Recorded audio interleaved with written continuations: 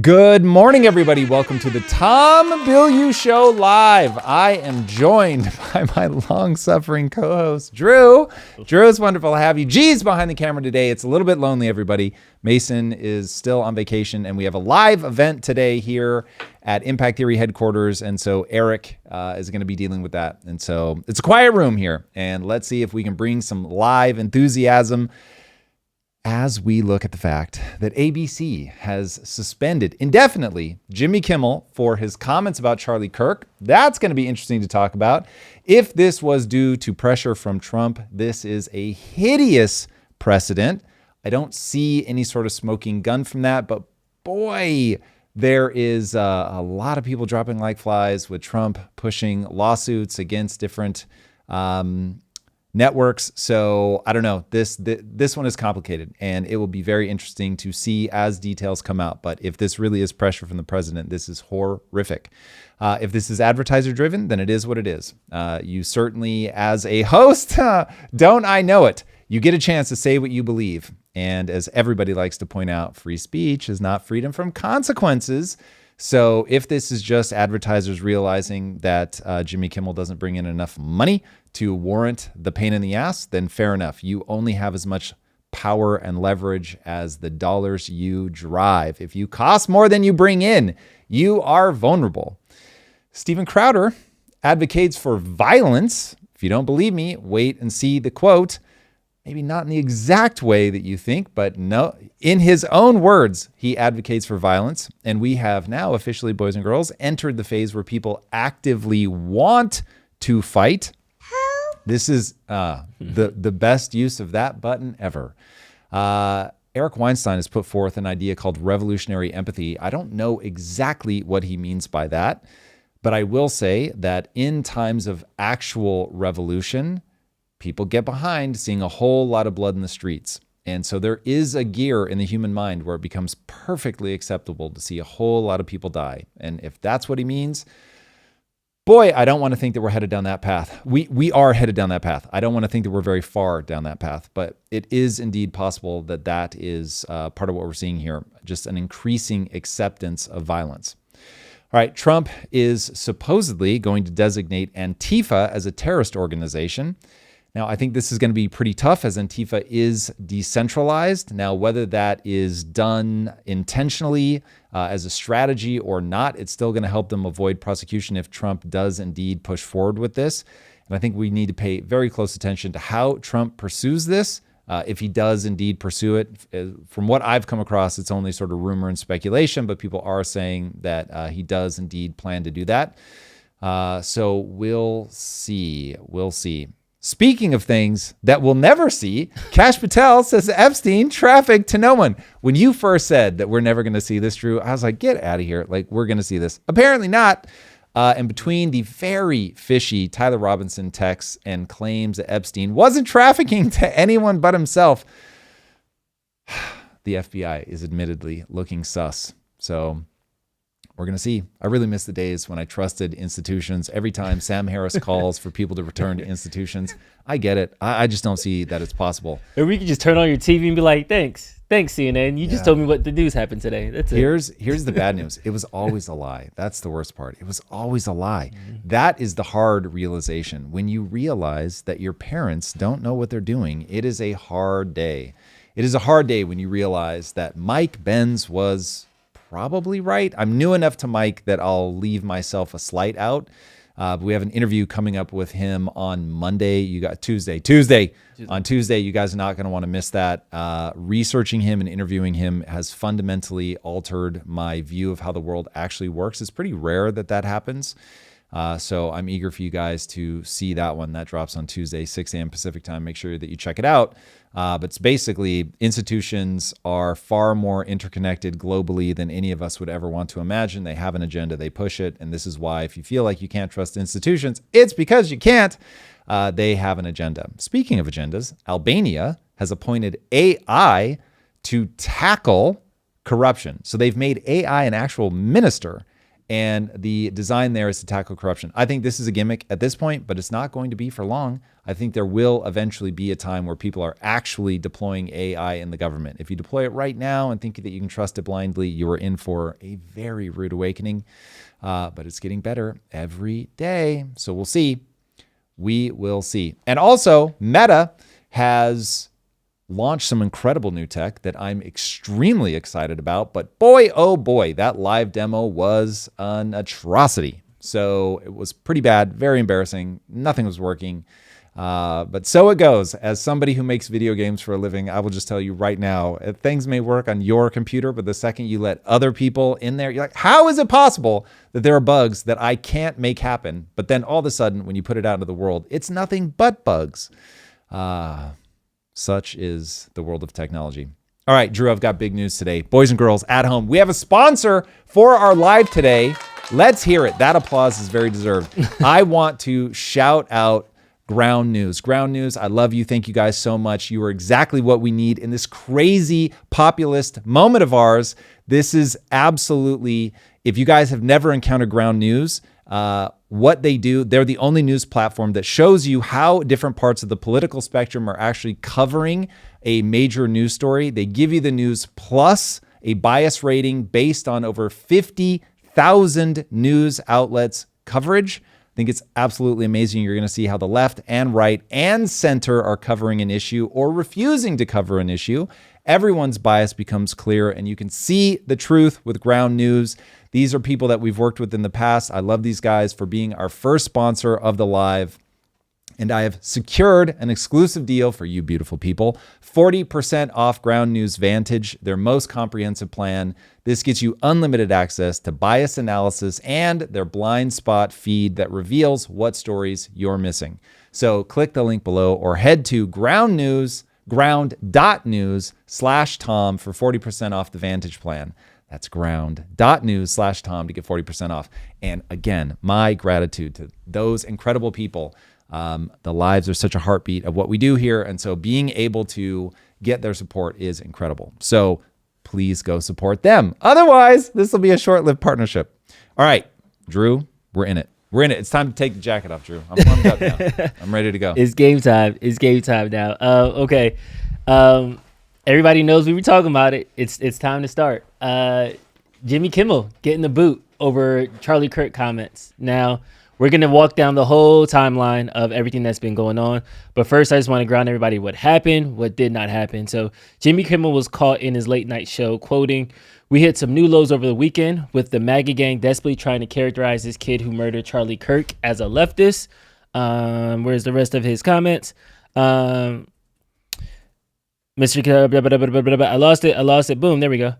Kirk as anything other than one of them and doing everything they can to score political points from it. End quote. FCC Chairman Brent. At that point, they were trying to use anything to score political points off of it. At that point, Nexstar and Sinclair, which is the broadcast group that says our democracy is under a threat. Remember that video we played that had all the local news networks together? Yeah, people don't understand the breadth of how much Sinclair and Nexstar's reach is. I want to show this map right here. Every dot you see here is a Nexstar, Sinclair, or the green ones is an affiliate of both. So Imagine if the employer of all these ad networks called your boss and say, "Hey, I don't like what your guy is saying." You can understand why ABC moves so swiftly. So before we get into the left side, right side of it all, the free speech irony of it all, from a business standpoint, it does seem like he said something that advertisers, people were worried that they were going to get a call from, and they just wanted to nip it in the bud. Yeah, I mean, we'll see in the final analysis if that's actually true. So we cannot remove this from the context of Donald Trump for sure has an agenda. There are definitely people that he wants to see silenced. He has sued the publications for going after him, which was already nested inside of a complex of the left going after him like maniacal maniacs, and the left having the control of the censorship industrial complex, as Mike Benz calls it. So all of this stuff is like these Russian nesting dolls. I don't want any of that to get lost. But right now, Trump is in power. It is possible, though I have not yet seen evidence put forward, it is possible that behind the scenes, he is just really running an influence campaign. So let us not blind ourselves to that. But yes, it's also possible the Charlie Kirk thing has hit a nerve in a way I think people are really becoming aware of now, but may not have been in the beginning. And if Jimmy Kimmel's ratings are declining, and as far as I can tell, just on a graph, they have been dramatically over the last decade. So you're already in a weakened position. So from, to your point, a business perspective, you look at that and go, all right, you're in a weak position. Your ratings aren't what they used to be. You said a thing that's inflammatory to some percentage of the population. And so advertisers are responding. Now, they put him on leave indefinitely, or they suspended him. I forget which exact word they used, but they didn't use the word fired. So we'll see now if they bring him back. I have heard rumors, again, just rumors, that the reason they stepped in wasn't what he said that everybody is putting around. It's that the next night he was going to follow up with even more aggressive attacks against MAGA for their response to those. And so they're like, Jesus, man, like, did you not learn your lesson? Like, maybe we could have let that go. But if you're going to go on the attack again, like, now we've got to pump the brakes. The first one was okay, but I won't even say okay, but it was like, all right, you set everybody's teeth on edge. Yeah.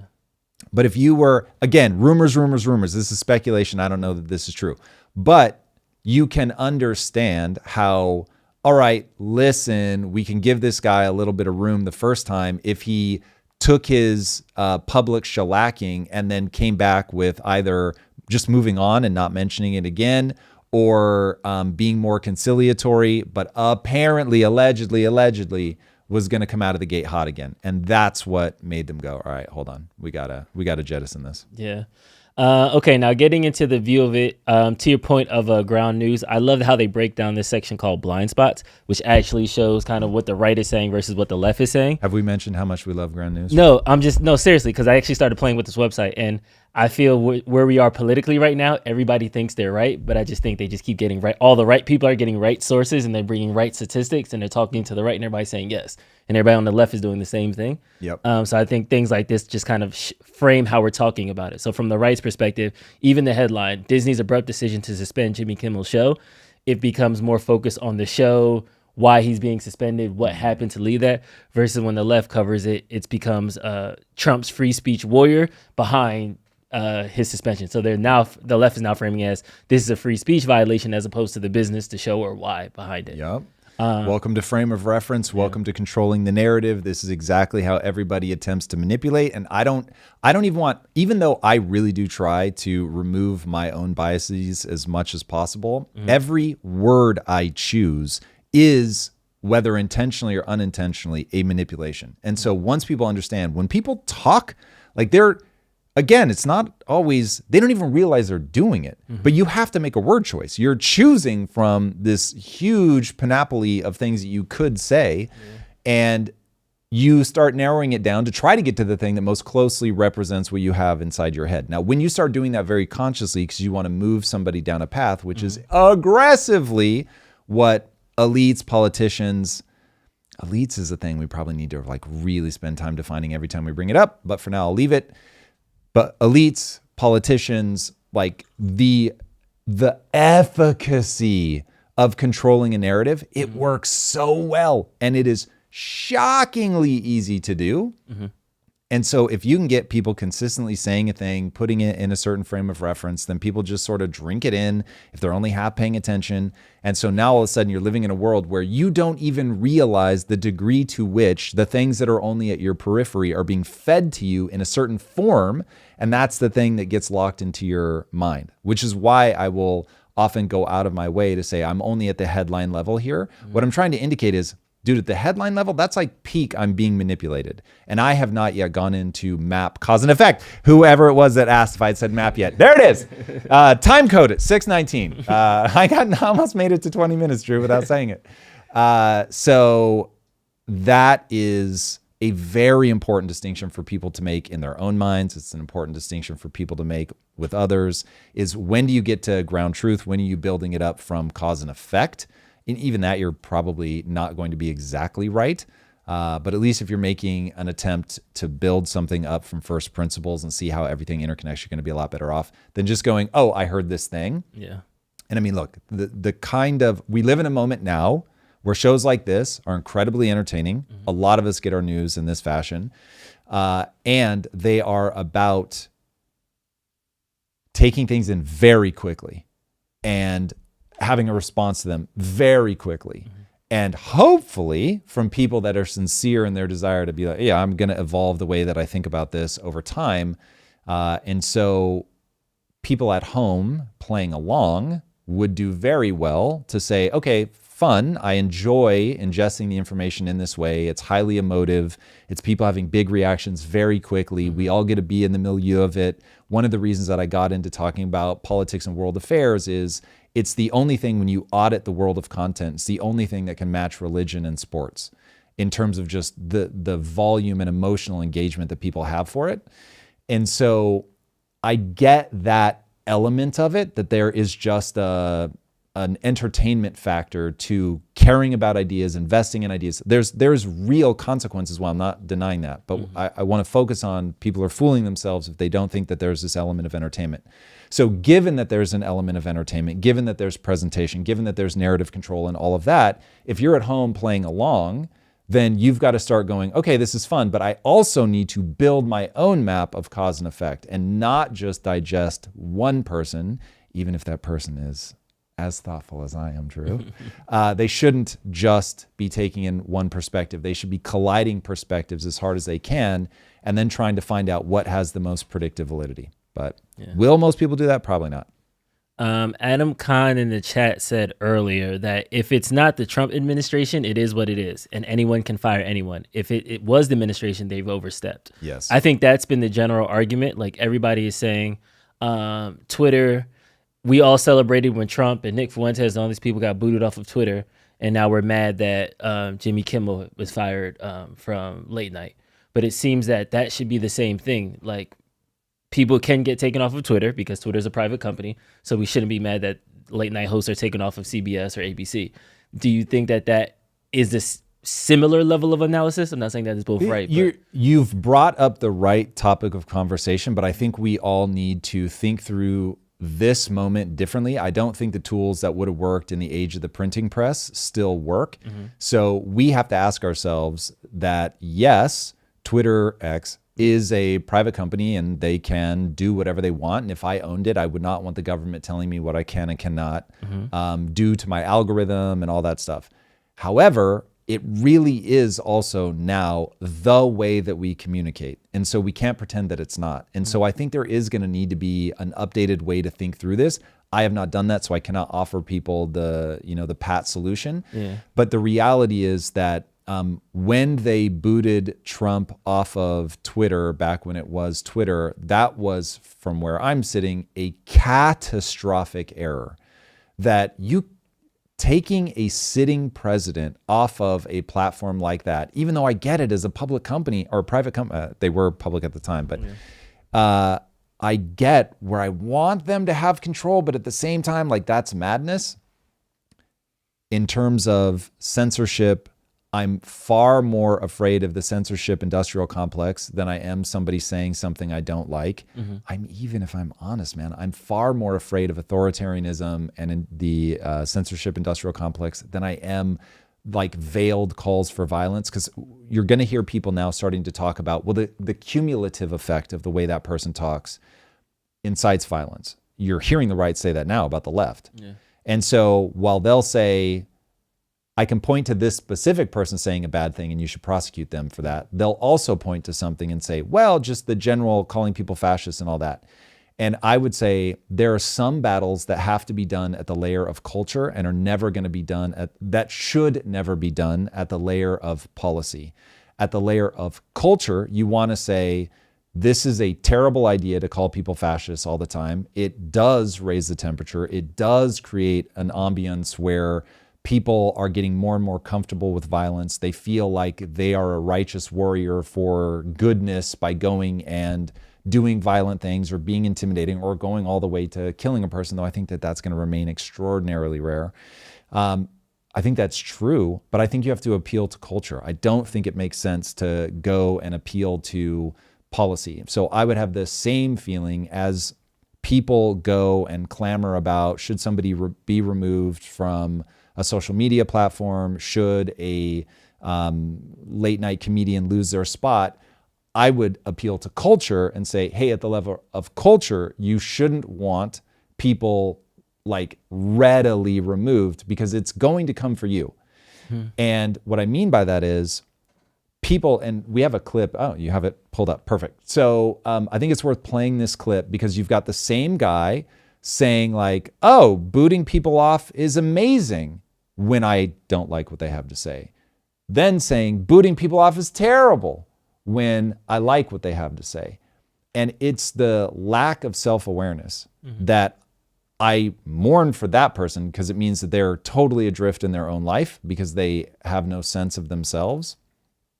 And then also the tools will be used against you. So they were saying boot them because they were the ones in power. Their ideology was in power when that happened. And now they feel powerless when the tables are turned. And so when you're making a policy, always assume that the person you hate most is going to wield that policy against you and make the policy at that level. Same at the level of culture. That sometimes it's going to be in your favor and sometimes it's going to be against you. The things that you should be clamoring for in culture are no matter who's wielding this tool, I'm going to be like, yeah, that's fair. Gotcha. Yeah, let's jump into this clip. This is from Chris Hayes from MSNBC. ABC made the announcement that Kimmel would indeed be taken off the air indefinitely. And this is just the latest chapter in Donald Trump's ongoing campaign to crack down on free speech, dominate the media, and essentially render the First Amendment meaningless. So it was for the journeyman cable news host Tucker Carlson, just fired from his third network. He believed he could say anything, no matter how vile, no matter how disgusting, no matter how offensive, no matter how dehumanizing or belittling. And if you act like a sociopath over and over and over and over. So this is the thing that drives me crazy is he can't see that the left is, or the right is saying Jimmy Kimmel acted like a sociopath over and over and over. And so people feel so confident when they're like, oh, Tucker Carlson's obviously a lunatic. My guy, on the other hand, no. What he's saying makes all the sense in the world.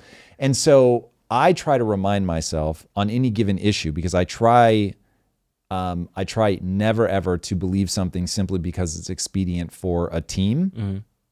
But I try to remind myself, whatever position I take on an issue, there are going to be people who think it's completely unhinged. And that certainly has been echoed in the comments here. It's one of those, I wish everybody could have a live show for a month, just so you could see like the things you hold most dear, the ideas that you believe are most universal.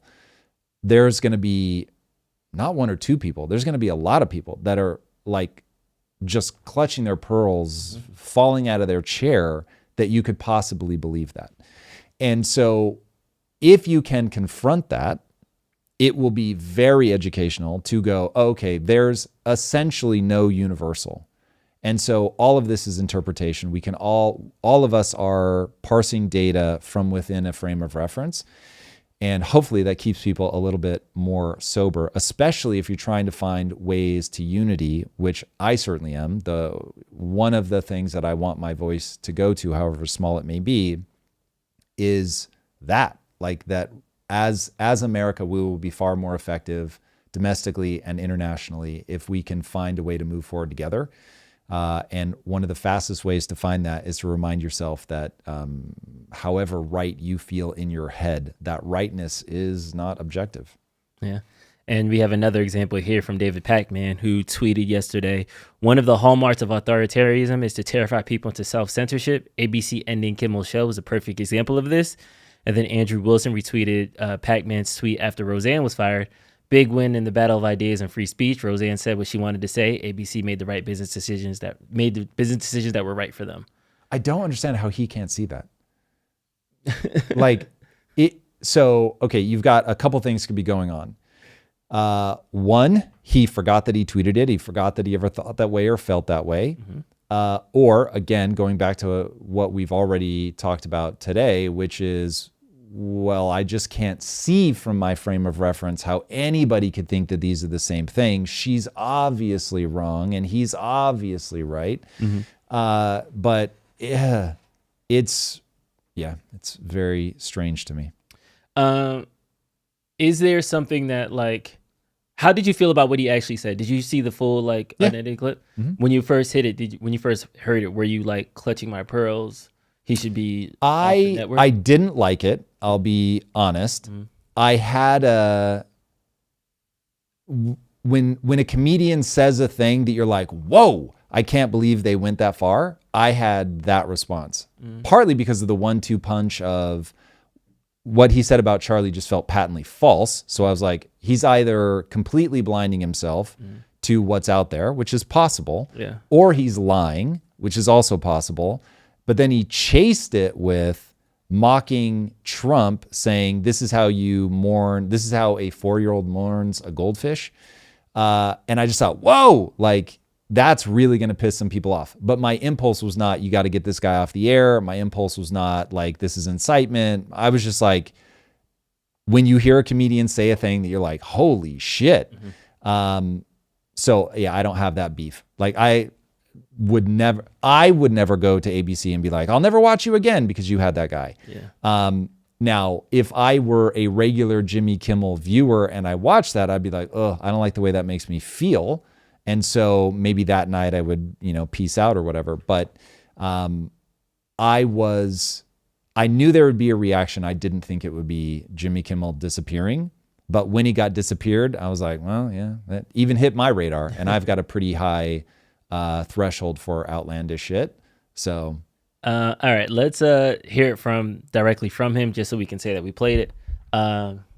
This is his late night monologue from the Thursday. We hit some new lows over the weekend with the MAGA gang desperately trying to characterize this kid who murdered Charlie Kirk as anything other than one of them and doing everything they can to score political points from it. In between the finger pointing, there was grieving. On Friday, the White House flew the flags at half staff, which got some criticism. But on a human level, you can see how hard the president is taking this. My condolences on the loss of your friend Charlie Kirk. May I ask, sir, personally, how are you holding up over the last day and a half, sir? I think very good. And by the way, right there, you see all the trucks? They've just started construction of the new ballroom for the White House, which is something they've been trying to get, as you know, for about 150 years. And it's going to be a beauty. Yes. He's at the 4th stage of grief, construction. Demolition. This is one of those, when people watch this back in 10 years, it's going to be like, wait, he got canceled for that? Yeah. So this is partly timing. Like, I didn't know how Bill Maher got booted off of whatever channel he was on before he was on HBO. But I heard the clip today and I was like, oh, damn. So this was like not long after 9/11. So let's say a week, 2 weeks, maybe a month, but they said that they were still dealing with the smoldering rubble, I think is exactly what they said. So certainly not long after. And he said, basically, we've been a bunch of cowards bombing people at a distance. And then these guys stayed in the plane until it hit the buildings. And he said, say what you want, but it's not cowardice. And so it's like, okay, that with the distance that we have now, I'm like, okay, sure, like I get that. But if you say that, like when people are still being pulled out of the rubble, like, bro, that is not going to go over well. So timing is a lot of this. Dang, I wish I can't find it now. That clip of him. Yeah, saying, Bill Maher tried to say it. Yeah. Okay. There's some like talk about the range of free speech, right? So some people are saying in the chat, okay, free speech doesn't mean he didn't get arrested, but he's not allowed to just say whatever he wants. He's allowed to have consequences. What is it? Freedom of speech doesn't mean freedom from consequences. That's been like a bar a lot of people have been saying. But if we were to replace that with like the Second Amendment, do you think it'll be the same reaction? So for example, it's okay that you own a gun. You're allowed to own a gun. But if I see you own a gun, I'm going to fire you. If you walk out the house with your gun, you're going to get shot at. If you have a gun, you're not allowed. You're going to get socially alienated. People with guns are going to be treated like they're going to get ostracized from society. I feel like that wouldn't be accepted. So it seems free. I'm just worried that this definition of free speech is starting we are already there. So we are in a war between the left and the right for a cold civil war over values. This is part of the reason I'm obsessed with talking about values is people will go all the way to killing for their values. I cannot stress that enough. So yeah, they're not going to specifically point and say, I fired that person because they believe in guns most. But they will just not hire somebody that has their opposing ideology. So that's where it's like, I assure you that is rampant, that all of us are hanging out with people that share our ideology, that we apply at companies that share our ideology. It's just, we're in such a polarized moment. People feel much better surrounded by people who think like them. And I think that's a natural tendency. I don't even begrudge that in the architecture of the human mind. That is what it is. And the world that you see around you, all the beautiful things are because we can coalesce around an idea set rather than just being kin or even living in the same place. Religion is the example that I always use. Like, oh my God, like you believe in the same God I believe in. Oh, cool. We are like instant friends. I know so much about you. And now we can cooperate on things. So I think it's good. I think that there are always trade-offs with evolutionary pressures, evolutionary strategies. It's never going to be just good. There will be a way to exploit it for the negative, which is what we're living through now. It's why I say I don't like a populist moment, is we're now dealing with all of the negative consequences, a way that it can also tear us apart and define us as I'm not you. And so now you are other. But yeah, I don't think that free speech is some unique domain. It's just an easy one to point to because people say a thing out loud that I can now say, you just said a belief in a concrete way that I can use as a cudgel to explain why you're a bad person and you should be alienated. But if people forget, this is a values thing. And so it's really taken in totality. That's where the problem lies. Do you think this gets worse before it gets better? Way worse. Like more people getting fired? Yes. More people getting fired, more people getting shot. We haven't fixed the underlying problem. Remember, my belief is that this is an economic problem that manifests as people becoming emotional because they're afraid, which then turns into, I want to fight, which then turns into people do start to fight, which then turns into tit for tat, which is where we are now. And so when you have, and this may be the time to play the Steven Crowder response, when you have people openly calling for, and in his defense, he says legal violence, but when you have people openly calling for legal violence, it's like they're saying, and I've heard this from multiple people, certainly Steven Crowder, I think Michael Knowles, have both said, like, I'm just not dealing with this anymore. I'm not going to put up with it anymore. And now what they mean by that exactly, Steven Crowder is very explicit. So if you want to play that clip.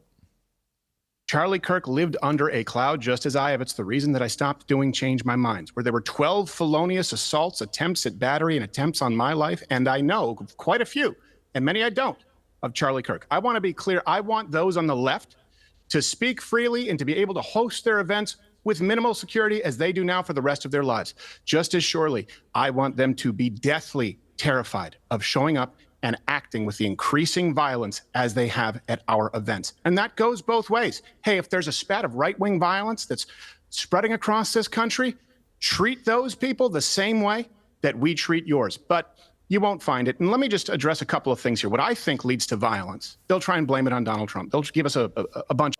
Hold on, I want to start it at the beginning. I think I missed the opening question on this one. Yeah, you probably have to get where Piers, just if you literally play it from the beginning, he says, like, he lays out, like, you said this, but you've clarified. And then he comes in, he's like, I wasn't clarifying, I am restating. Believed you were advocating for a violent response. You've clarified that now. And people are saying, is that a sincere clarification or have you just calmed down? It wasn't a clarification. It was a repeat. And I stand by it. I am advocating for lawful, maybe let me clarify, ruthless violence in defense of us and our own. And if you give me 1.5 minutes, I can make it extra crystal clear if we need to. What you're seeing with Charlie Kirk is what got through. Charlie Kirk lived.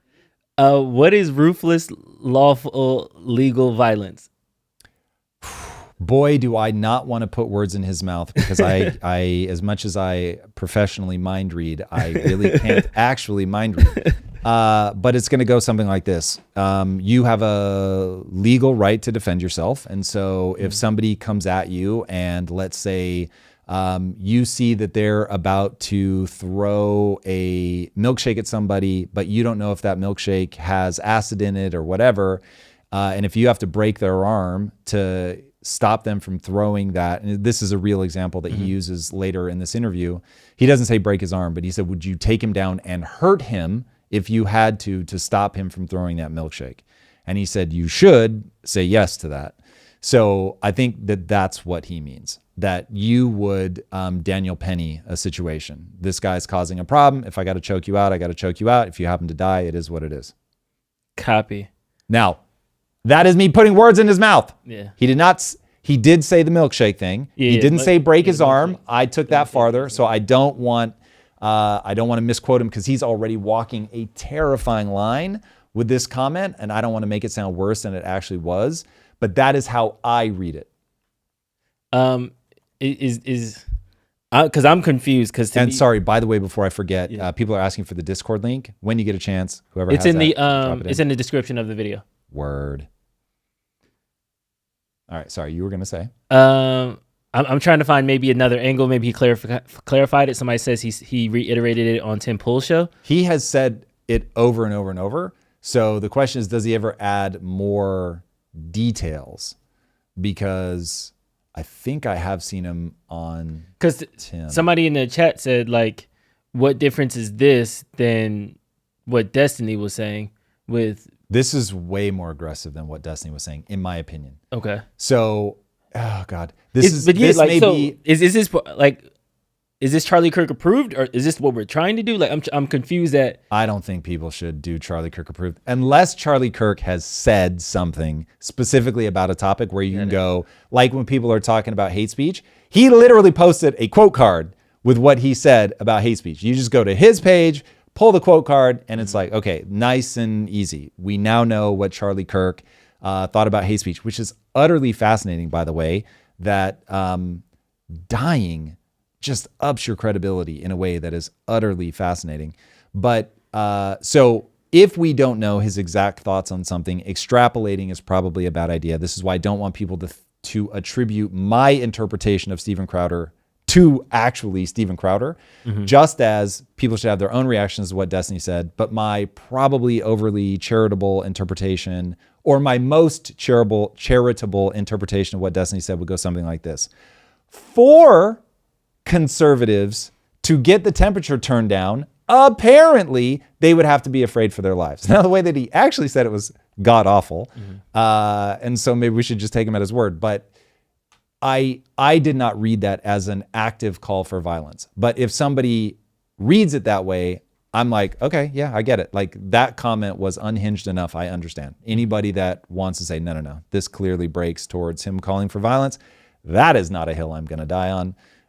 So yeah, I just try to eject myself out of the emotional reaction and pull into, okay, what's a more charitable way we could read that? And then from a legal standpoint, Tim Pool covered this pretty interestingly. And he said, and I think his read of the legal standard, there has to be like an immediacy to the call for violence. Oh, so like go do this now. Got it. And clearly, I don't think that what Destiny said meets that legal standard.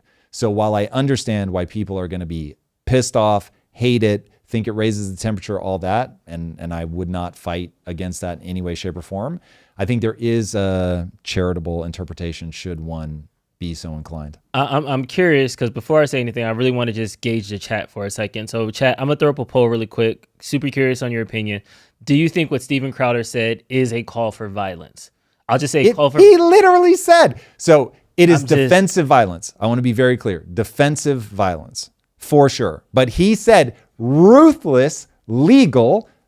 I can't remember if in that part he then said defensive, but he certainly made it clear that he's talking about defensive and legal, but he's also talking about ruthless. So what he wants, I believe, my interpretation, is that if you pose a threat, you are going to get manhandled, for sure. Okay. Would he take it all the way to if you see somebody laying on a rooftop staring down a sniper rifle, do you yell at them or do you pull the trigger? My interpretation of where he's at, this is not, Steven Crowder did not say this, he did not insinuate this, none of these words came out of his mouth, but when I contextualize what that makes me take away is that, yeah, he would be like, you take that shot. So, I mean, these are questions only Steven Crowder can actually answer. Yes. Is this an emotional reaction? Of course.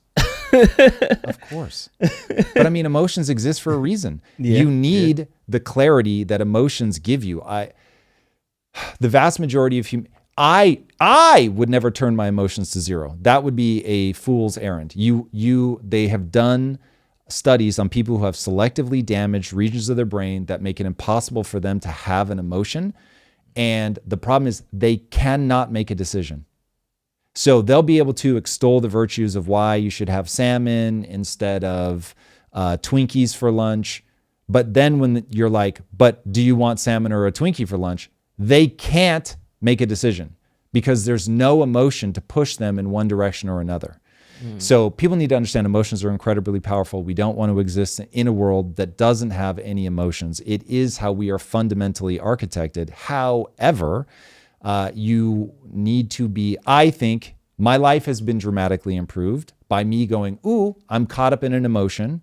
Will embodying this emotion move me towards my goal or away from my goal? And if you can do that in real time, and there are times where I will embody the emotion because I think this is the most strategic thing that I could do right now to actually move myself towards my goal. But more often than not, way more often than not, pulling out of my emotion is far more advantageous. The poll is 52-48.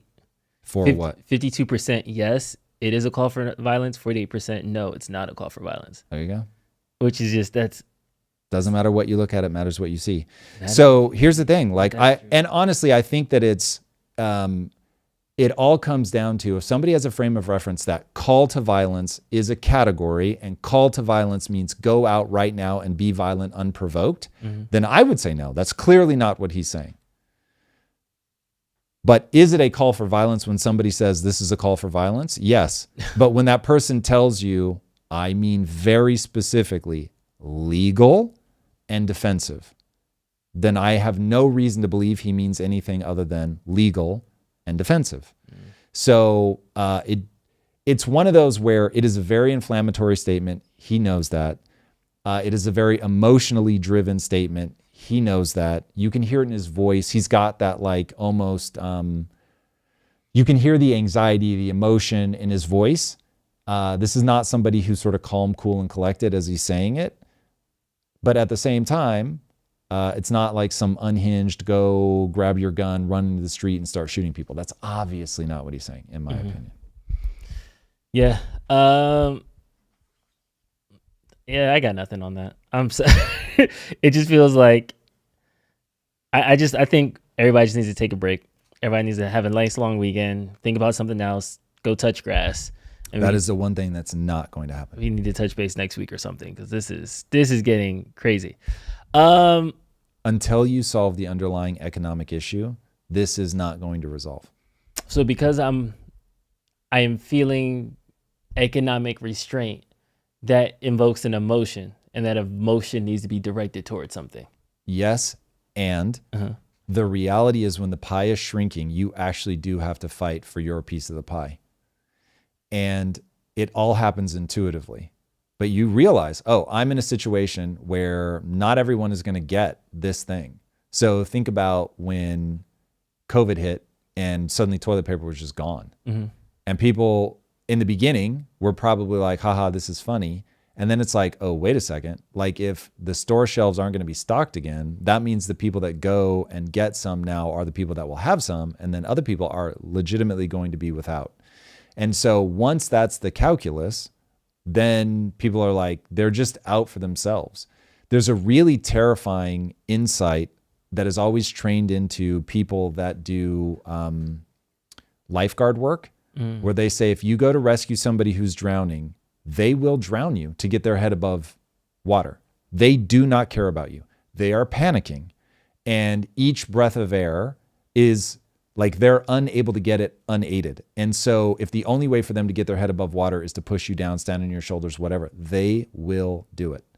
And so you're trained that if they start doing that, you get away from them immediately. And if that means you let them drown, you let them drown, but you don't let them take you down. Now, once you know that humans will go to that place when they're scared, I'm saying it's that same mechanism playing out, but it manifests politically because people realize I really do have to fight for this because the pie really is shrinking. They don't understand why it's shrinking, but they know that the pie is shrinking. And so now they are just in that fight or flight mode. It brings a totally different calculus. They run every decision through a different emotional filter, and keeping in mind you need the emotion. So now it's like, well, I need an emotion to make a decision. The emotion that I have is fear. Fear sucks. I'd much rather it be anger. So it very quickly becomes anger, and people very quickly go on the attack. And so now it's like you have a very natural emotional cascade, but people they're clocking the trigger like 6 steps down the road instead of going back and clocking the trigger at the economic insecurity is what sets people up for this, which is why history rhymes, which is why you can go back and look at all these different moments in history where debt just overaccumulated. And now it's like people become populist. And then there's internal conflict, which was the one that I should have been able to see coming, but didn't.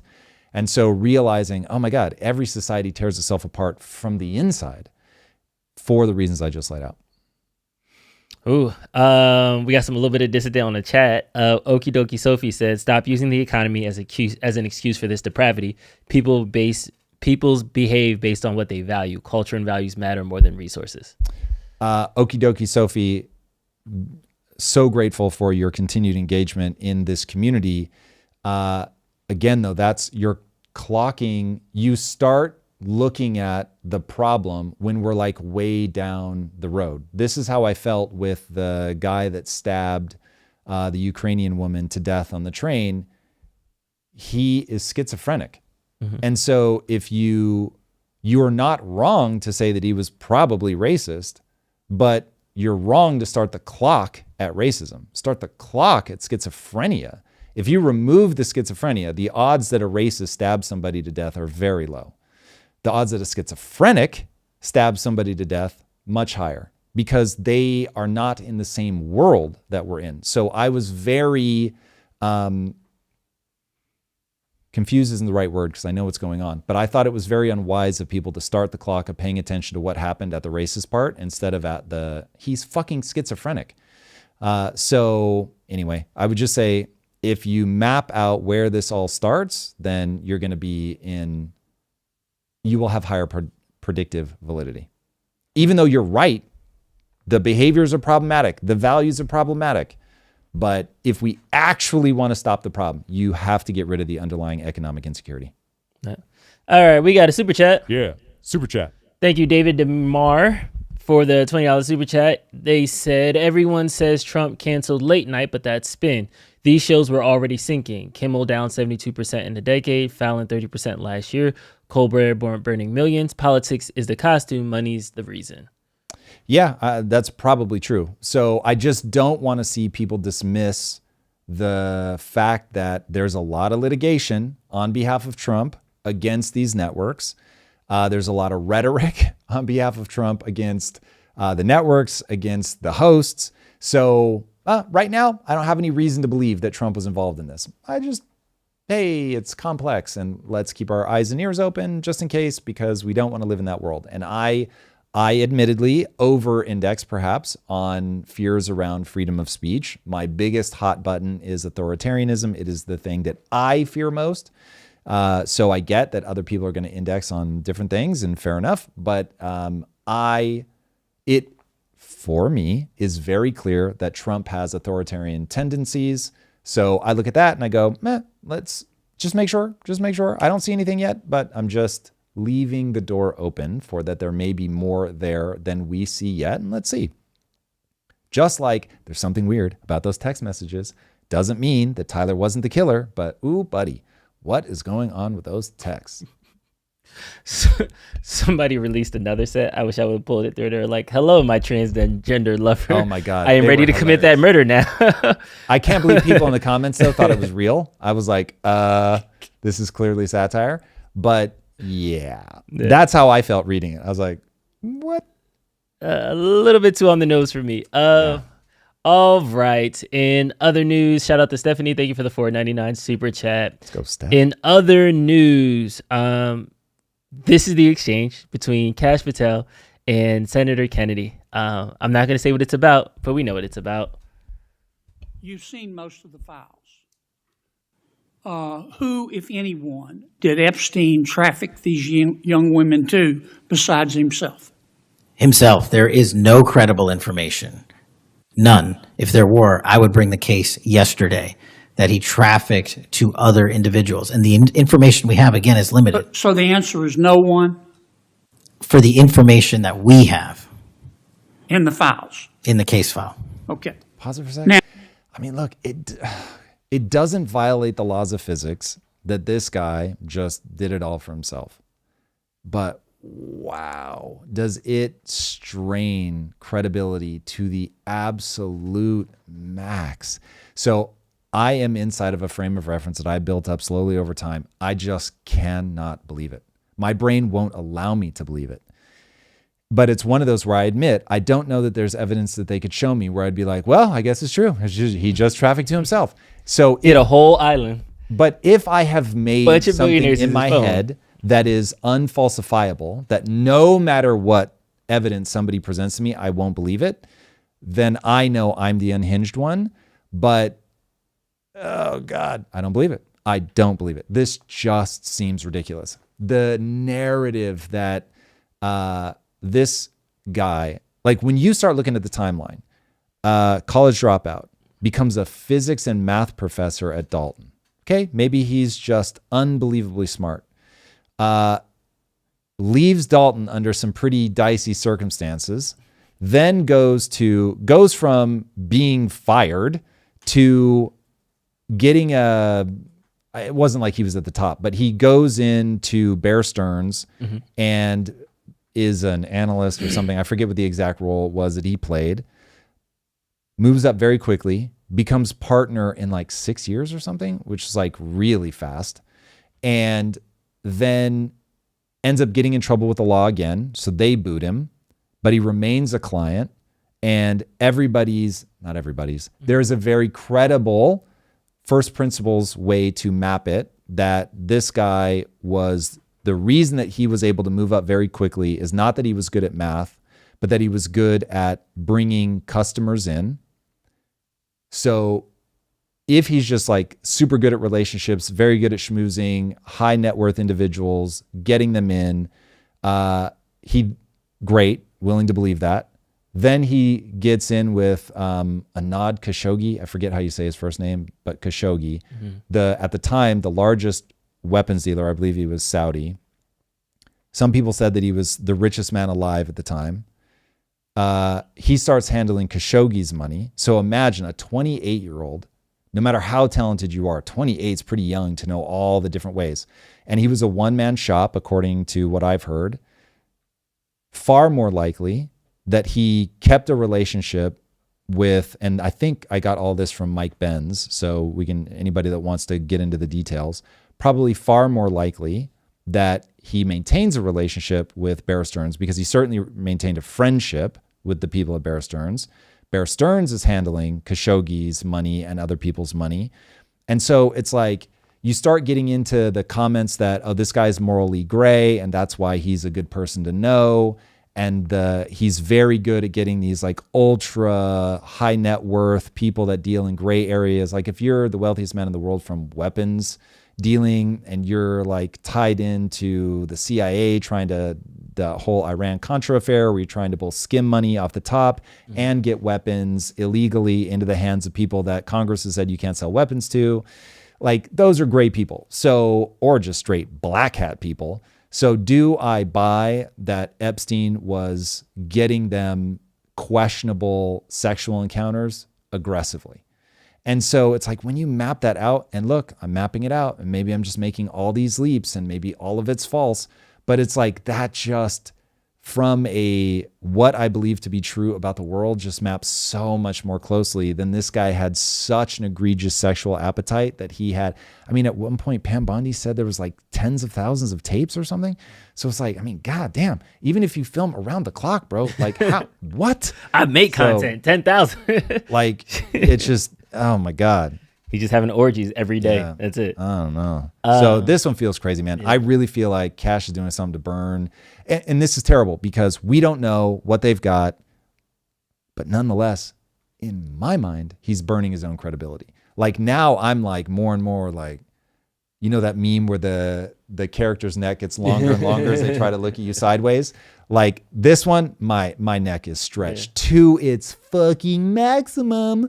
Because I'm just like, there's no way. This is wild. Joey Rubino said in the chat that he thinks Cash is compromised. So I think even people within are like, wait, Cash, we were a fan of yours. Now you're doing some weird stuff. Here's the question. So if we really want to get nasty, pure speculation, I'm Alex Jones right now. We really need tinfoil hats. We really need tinfoil hats. We need tinfoil hat like, what are those things called? The digital... filters. We need tinfoil hat filters so we can just click it on. We need a tinfoil overlay, bro. That's the next thing on the chat on the left. So with my tinfoil hat firmly in place, is there such a thing as an uncompromised FBI director, an uncompromised CIA director? I don't know, man. I worry that they get in because he came in guns blazing, man. Mm-hmm. And for when he and Dan Bongino, this is just speculation on my part, but that interview where they were both like, there's nothing to see here. I don't know what you're talking about. That first time where they did the weird turn and everybody was like, wait, what's happening? And Dan Bongino sounded like he was like gargling rocks. It was just like, oh man, there's something so weird here. So I have a feeling that it's the Putin speech. Everybody comes in with all these promises and then men in black suits roll up and they explain to you how the government really works.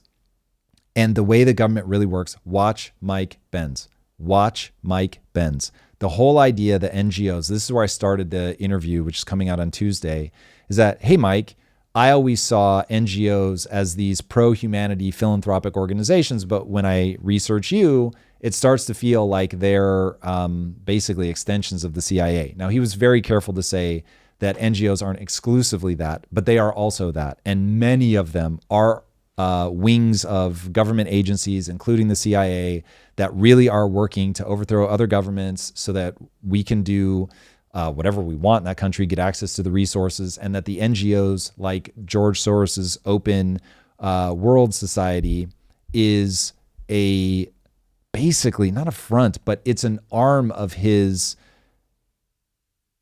hedge fund. I don't know why that word was so hard for me to get to, but it's an arm of his hedge fund. And so he does what Mike Benz calls drafting off of policy. So you want to go do a deal in Mongolia. This is something that Mike outlined in the interview. You want to do a deal in Mongolia, but you need the US to go slap them around to make sure that you, George Soros, and your companies are the companies that are chosen for the mining or the, whatever extraction we're trying to do.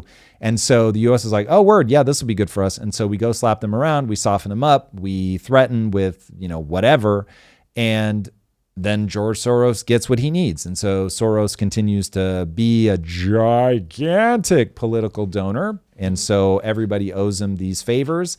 I mean, it's just, when building up from first principles, it's like, yo, all those pieces click into place. And so that is terrifying. I had originally really had an allergic reaction to people saying that we're an oligarchy, meaning we're ruled by the wealthy. Mm-hmm. But following Mike's breadcrumbs, I'm like, Jesus, man, maybe. We're oligarchy. Yeah. So that's where I'm like, woof, that gets rough really fast. Yeah. Really fast. And so if the FBI and the CIA, they all just get pulled into, this is how it works. So one example being when Scott Bessent was first made Treasury Secretary, they asked him like, hey, what's the most surprising part about the job? And he said, how much of my time is economic warfare? Hey, I don't think he said economic warfare, but that was the punchline. Mm-hmm. Like how much of my time goes into putting sanctions on other countries and basically putting our will onto people through economic sanctions. And better that than a kinetic war. But I don't think we realize how much is actually happening covertly all over the world, not just us, just that so much of the battlefield in the modern world is covert. Yeah. And so when you're Kash Patel, you get pulled in and it's like, bro, you know about 7% of what the FBI actually does. And now we're going to show you, certainly not the full 100%, but even as the director of the FBI, but we are going to show you like 40%. And you're going to be just like, oh shit, this is a really intertwined, very difficult ball to untangle. And so there's just going to be some things I'm just going to lie about. Again, this is so speculative. I mean, you know, this is where it is speculative, but like, you know, water is wet. Because to me, I think that in the last 5 years, I'll call it slowly. We were joking about it earlier when we trusted institutions, but it was always a lie. So like, the narrative that we are starting to run with, that we were told, that we were indoctrinated with, we're starting to see that there are like cracks in that armor. I think that the best video we have pulled to kind of show this is the exchange over Gaza between Israel and China. And it's one of those things where somebody who their livelihood isn't dependent on agreeing with somebody, calling a spade on the international stage. And I think this is one of the few times we're actually seeing people add that pressure, and it's not America, the good cop, doing it. You know? Do we know who these two are? So obviously we have an Israeli versus a Chinese national, but I don't. So the Israeli guy is in uniform, so I would assume he's part of the IDF, but I don't know that. And I would assume that the guy from China, given the way that the Israeli continues to engage him, and very respectfully so, I would imagine that he holds some sort of meaningful rank in the Chinese government, but I don't know that. Does it? The dean of the Institute of International Relations at one of the most prestigious universities in China. I can't pronounce the name. Okay. Yeah. So he's the dean of a university. All right. With that, we have presumably IDF soldier. Did we get that confirmed? Yes, he's an Israeli general. I'm assuming that's IDF. General. Yeah. All right, here we go. Listen to the exchange. The real reason of this war is that this is the terror organization Hamas that's still holding our hostages. So they replace the UN, you suggest, sound very smart between countries. What we need to do about the terror organization? My answer is very clear. Yeah. Your military people should shoot the terrorists, not the children, not the women. We shoot the children and the women, and you lack legitimacy to carry it out any actions in that reason. For instance, and when we have the robbers get in the bank, they rob the bank, they use the staff and the customer as a human shield. You're a policeman. If you do not kill the staff, bank staff, and the customer, this is actually a really you cannot catch the robbers. How can you do it? Do you think you should kill the customer and the staff first? We do. So amazing question. That's great for him. And the bad news is, even the first time I watched this, I was like, I know exactly what he's going to say. And the really bad news is, what else could he say? So you guys will see it in a second, but if you're paying attention to Israel Gaza, he's obviously going to say, well, we have a very low civilian to combatant ratio. And so we're doing everything we can to keep that number low. And that is the right answer. The reason it becomes the wrong answer is, bro, are you literally just going to do this forever? Like, if they hold all the hostages, are you actually prepared to, there's not a single building left in Gaza, except for like a hole that the remaining 2 terrorists are in with the remaining 1 hostage? Like, is that really what we're doing here? And so I would love, I think they're on record, and admittedly, I haven't heard this exact phrase, but their behavior is so in line with the exact phrase, and I've heard them say things very similar. The answer is yes. Like, yes, we will keep going. No more Gaza? Don't care. We will go all the way. If they refuse to give up, meaning exile themselves from the country and return the hostages, yes, we will just keep going. I honestly, I have not been alive long enough or politically awake long enough to know how the international pressure like this is going to play out.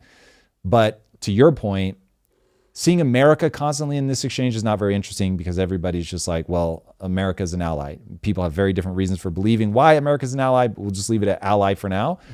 But hearing a country that's not an ally be like, hey, you have no legitimacy. Like literally just straight up, your government, no legitimacy. P.S. We're China. It's probably a good idea to keep us at least like, yes, they're a legitimate government. So, I mean, how far does that escalate? Yeah. So it will be very interesting to see. There's obviously a ton of internal pressure in the U.S. for us to distance ourselves from Israel. Before we get to there, I want to finish the exchange on that. Yeah. We really do all what we can not to hurt the citizens. To kill more than 70,000 civilians. No, there are more than the terrorists. This is not fact, right? Okay. Really? The fact is not decided by you. The facts decided by the international community. It's not decided by your government. Your government have no legitimacy and the right to decide or defend what is fact. Okay. The terror attack, the terror organization. What the solution in your way of... My solution is that go to the UN, work with the UN, and agree the two-state solution to establish a state of Palestine. Then you have two states, and you can work together with the Palestinians together to fight against terrorists. I want to bring it back to his first analogy when he was talking about the bank robbery. Yeah. Because if in that situation in the U.S., FBI, see it like whoever comes in response to the actual bank robbery, we don't kill the hostages in that thing. We don't negotiate with them, but we'll follow you. I watch a lot of action movies. Maybe I'm just too caught up in the negotiator. I watched Under Siege last night too. It was actually good. Nice. So it's one of those things where it's like, I understand what we would do in that situation, but in this situation, Israel kind of has this asterisk. Yeah. How long do you think that asterisk lasts? Or is this just another until more force comes and removes it, they can just get away with it? I think it will last until America says, okay, we're out. Because if you've got, like, if Israel becomes a proxy war, I'm not saying this is where we're at. I'm just saying it in the context of this being a Chinese guy going after an Israeli. But if it became a proxy war of the U.S. is like digging in their heels because they want to have something to fight over China with and just keep backing them. But there's obviously geopolitical reasons why the U.S. wants to maintain a good relationship with Israel. As long as we maintain a good relationship with Israel, then China's not going to be able to isolate them on an international stage. But they will become, if you've ever seen the crocodile and like the lion fighting over a baby wildebeest, it's wild. Most insane footage I've ever seen in my life. And the baby wildebeest ends up getting away. That's what I think you're going to have here. Unless America withdraws their support, they're going to be able to keep going. But it's just a question of like, how far will American sentiment be able to deal with this? Now, right now, obviously, we've had more culturally pressing issues. And so we haven't been talking about this, but we'll start again. So yeah, I don't know, man. I don't know how far they can go. Like they've got to give a clear exit path. Like without an exit path, people just are not going to have the stomach for this forever. There's no way. Do you think China can be that disruptor though in this market? Because, and honestly, I'm not going to talk about the hilariousness of China calling for a two-state solution when there's a one China policy right now. So I definitely don't think that they're going to have the moral precedent to kind of come in and tell us, but do they have big enough political standing to influence this on a national level? For sure. International level. Yeah. Absolutely. But if you think of them as a peer to the US, then this will all make a lot more sense. So because of that, Israel right now still has one of the big guys on their side. Now, what the relationship looks like with Europe and Israel, that's a bigger question. Europe certainly makes a lot more anti-Israel noise than the US does. If Europe, though, broke real hard, like, yo, we're aligned with China on this, you could start to see problems. But I think as long as the US is in their corner, they're going to have access to the weaponry that they need. Nobody is going to try to go on Israeli soil to fight them. Yeah, and they're so in the region, they're so militarily dominant that no one's going to invade them. Anybody that shoots rockets at them is going to be met with a whole lot more rockets unless the U.S. pulls out, and then they just can't buy the munitions. So yeah, the leverage would have to change for Israel to stop. That's the moral of the story. Yeah. Somebody in the chat was like, they were getting frustrated with the political talk because they were just like, there's no solution in politics. Like there's no. So I may be interjecting too soon. And if I am, and I'm not going where you want. So obviously I get asked this question a lot. So phase one of my YouTube career was, and I was really sincere and really gung ho, was all about empowerment. And I only wanted to talk about empowerment, and that was it. And that felt really good to me. I had changed my life so dramatically through thinking from first principles, being able to build businesses, getting control of my life emotionally, all that stuff. So I really, really wanted to pass that on. Now, admittedly, to some degree, I just felt like I've said everything that I'm going to say on that, and now I'm just repeating myself, which admittedly there would have been an audience for. But when COVID hit, it changed my life. I tried to map what was really important if my motive is actually to help people. If my motive was just to build a big channel, I should have stayed in empowerment. If my motive is to actually help people, then people will understand why I changed. Now, you don't have to agree that going into politics is actually going to help people, but I legitimately believe that because of the shift in culture driven by economics, that if I'm going to make any substantive contribution, it's going to be at the level of culture, economics, and politics. That is the battleground over the next 10 years. And I think, given the part of the economic cycle that we're in, that navigating a moment like this well has gigantic consequences. So I'll give everybody the stat that I've given many times. 98% of every country that's ever gone over 130% debt to GDP for any meaningful period of time, call it 2 years, has ended up in civil war or revolution. What's the 2%? The 2% is Japan. What allowed Japan to escape that demise? Culture. Now, do I think that we'll be able to get our culture in a place where we have the kind of outcomes that Japan has? No, I do not. Do I think that we can use uniquely American cultural elements to begin to heal the divide? Yes, I do. Would I be able to respect myself if I look at the world and I go, ooh, economics, culture, politics, that's where the danger is. But fuck it, I'm just going to go be rich. I would not be able to respect myself. So I at least have to try. Now, I may find that I'm incapable of doing it, that my personality, my talent, my intelligence is just not enough. My willingness to be bombastic, because that's my big fear, is that I worry that right now it's just a populist moment, that there is a reason that moderates get killed first. They're just too orphaned. Nobody cares. So that really is possible. And then I'll be like, well, I tried and tried sincerely. So if I didn't think that politics mattered, then I wouldn't engage with it. But I really think that it matters.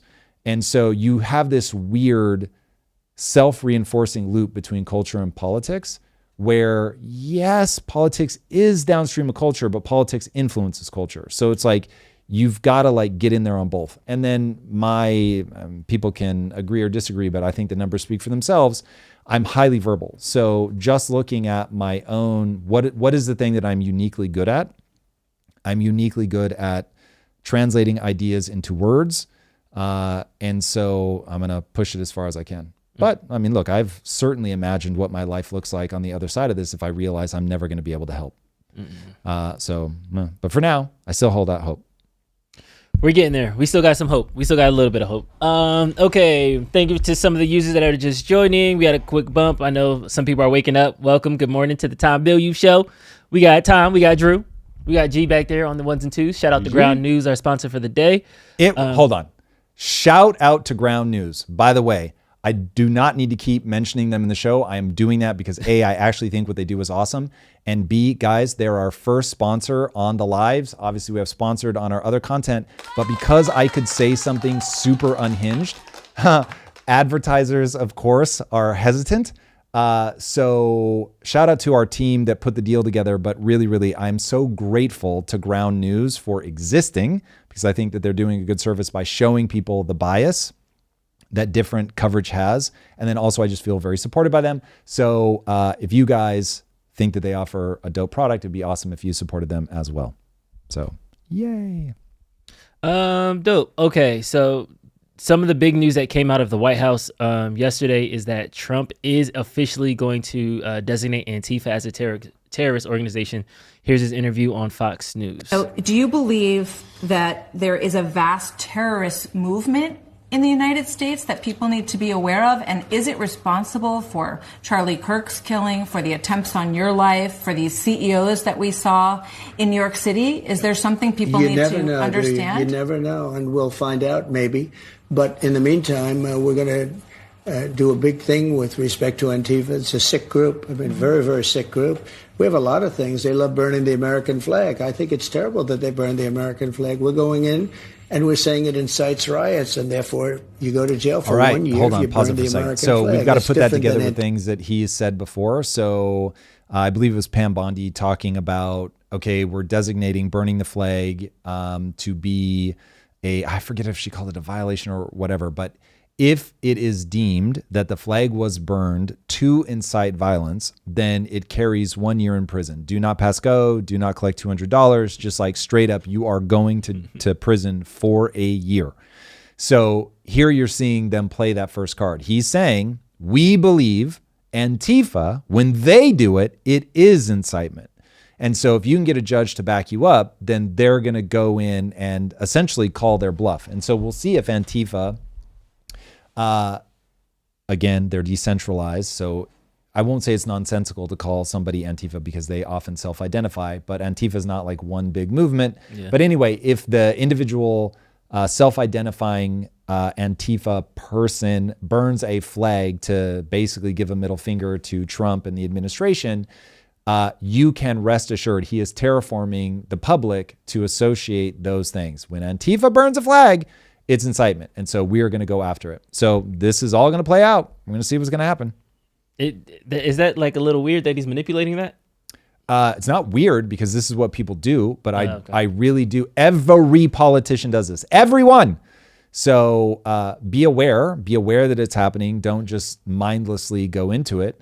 And then people need to decide, like, when this is being used against me, will I be happy about that? Will I be happy, abstracted away from the American flag? Will I be happy when the government that I disagree with is back in power and they say, hey, that symbolic thing you just did, we think that that riles people so much that it's incitement? Because that to me is what this is. You're taking a symbol, burning an American flag, which when I heard that they were going to do this, Drew, I'm not kidding. I picked up my phone to go on Amazon to buy a flag so I could burn it. And I was like, that's ridiculous. I stopped myself, but like I have such a problem with authority. I don't like it when people tell me what I can't do. Now, then I listened more closely and it was like, only if it's being used to incite violence. And I was like, okay, I'm obviously never going to do that, but I don't like that. I don't want it used against me. I think it's a terrible precedent if people want to burn the American flag, even though I will be disgusted by that. People have the right to burn the flag. So, yeah, I hate everything about that. I certainly don't want whatever symbol I might find down the road, I find meaningful and I want to do, I don't want that weaponized and used against me.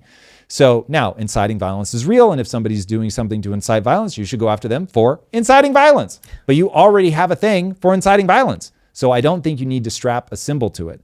Either the person is or is not inciting violence. So this feels, again, I would ask people to focus on this is Trump and his administration removing from you a symbolic gesture that I do not like.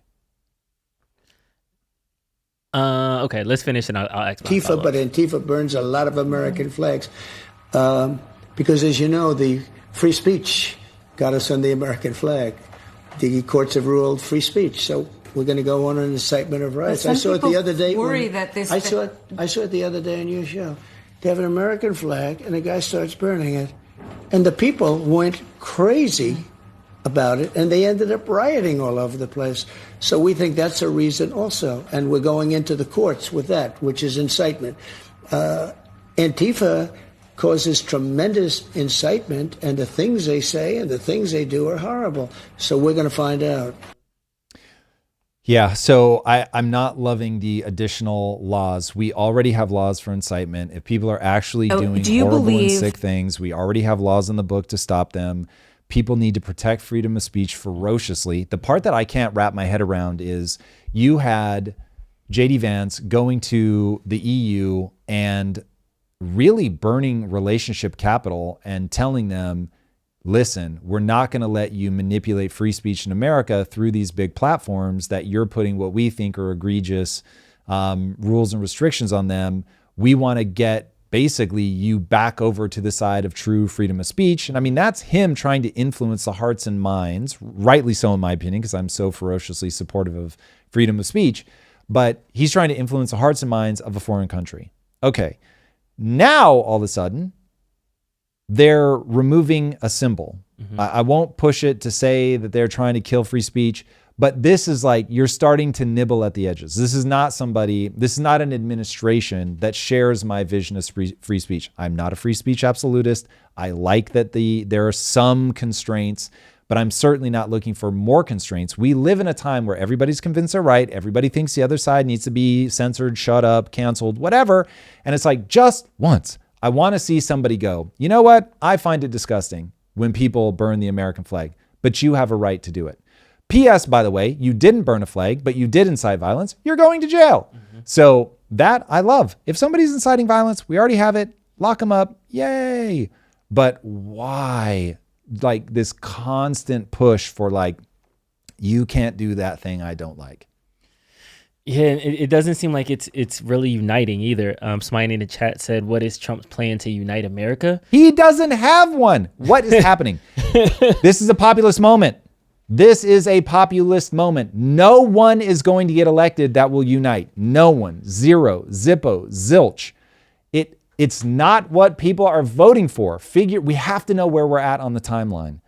And so do I hope in some small way, centrist voices can start saying, hey, everybody, let's look at where we're at. We're not willing to elect people like that, but we should want to. Hey, everybody, let's look at the parts of Charlie Kirk, if we're going to use him as a symbol, which I think is exactly what you do with a martyr.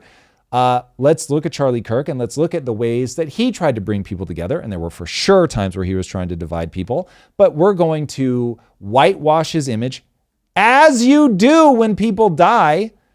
And we want to focus people on the good things. This is why I would say, hey, look at the founding fathers of America in a way that's useful to moving forward as one nation, instead of all the man, when you take it all in, they did horrific shit as well as amazing stuff.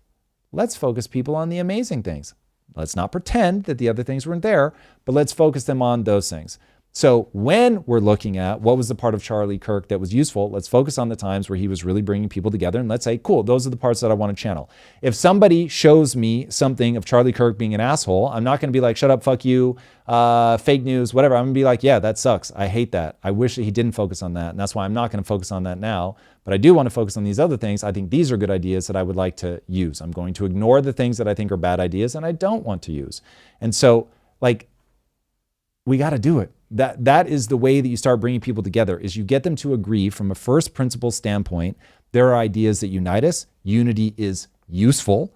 And this would be my appeal to anybody, anywhere, that we always want to do things that are useful in moving us towards what I call an honorable goal.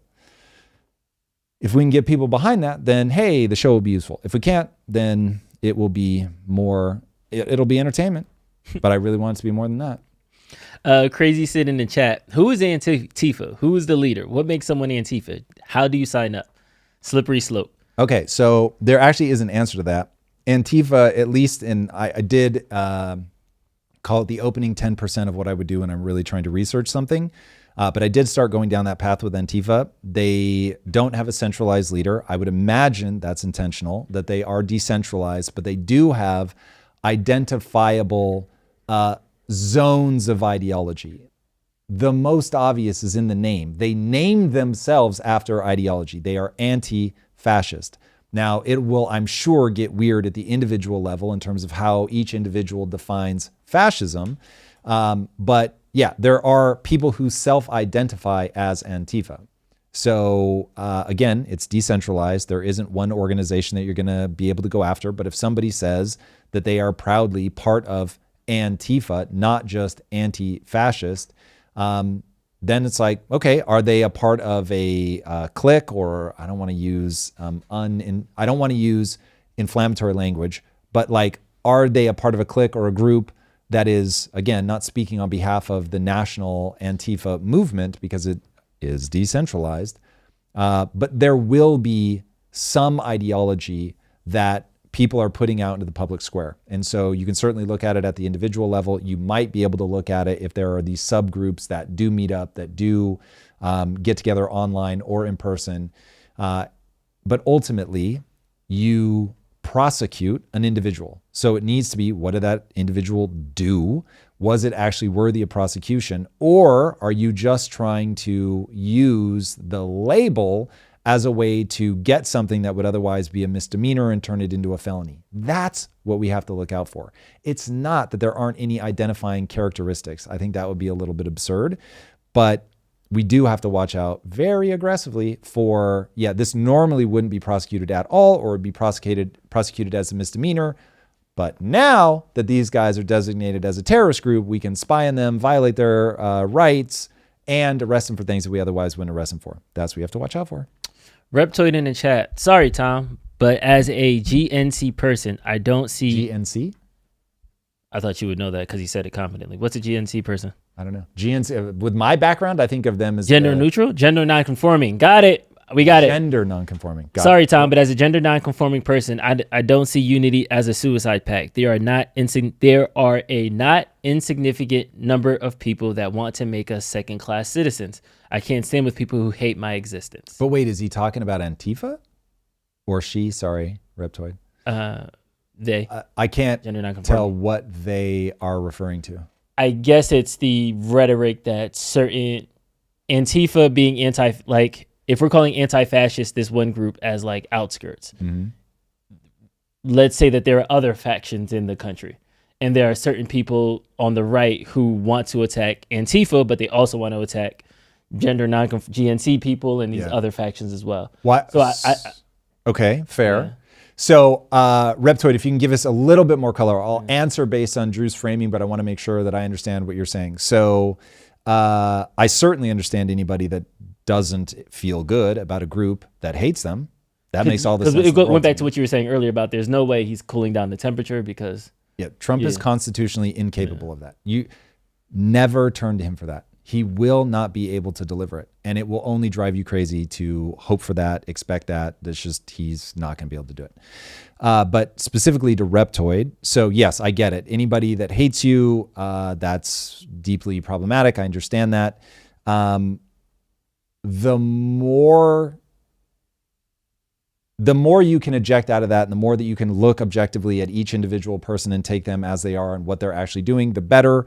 But as we're living through right now, there are real concerns that, given the political moment that we're in, that ideologies do drive people to violence.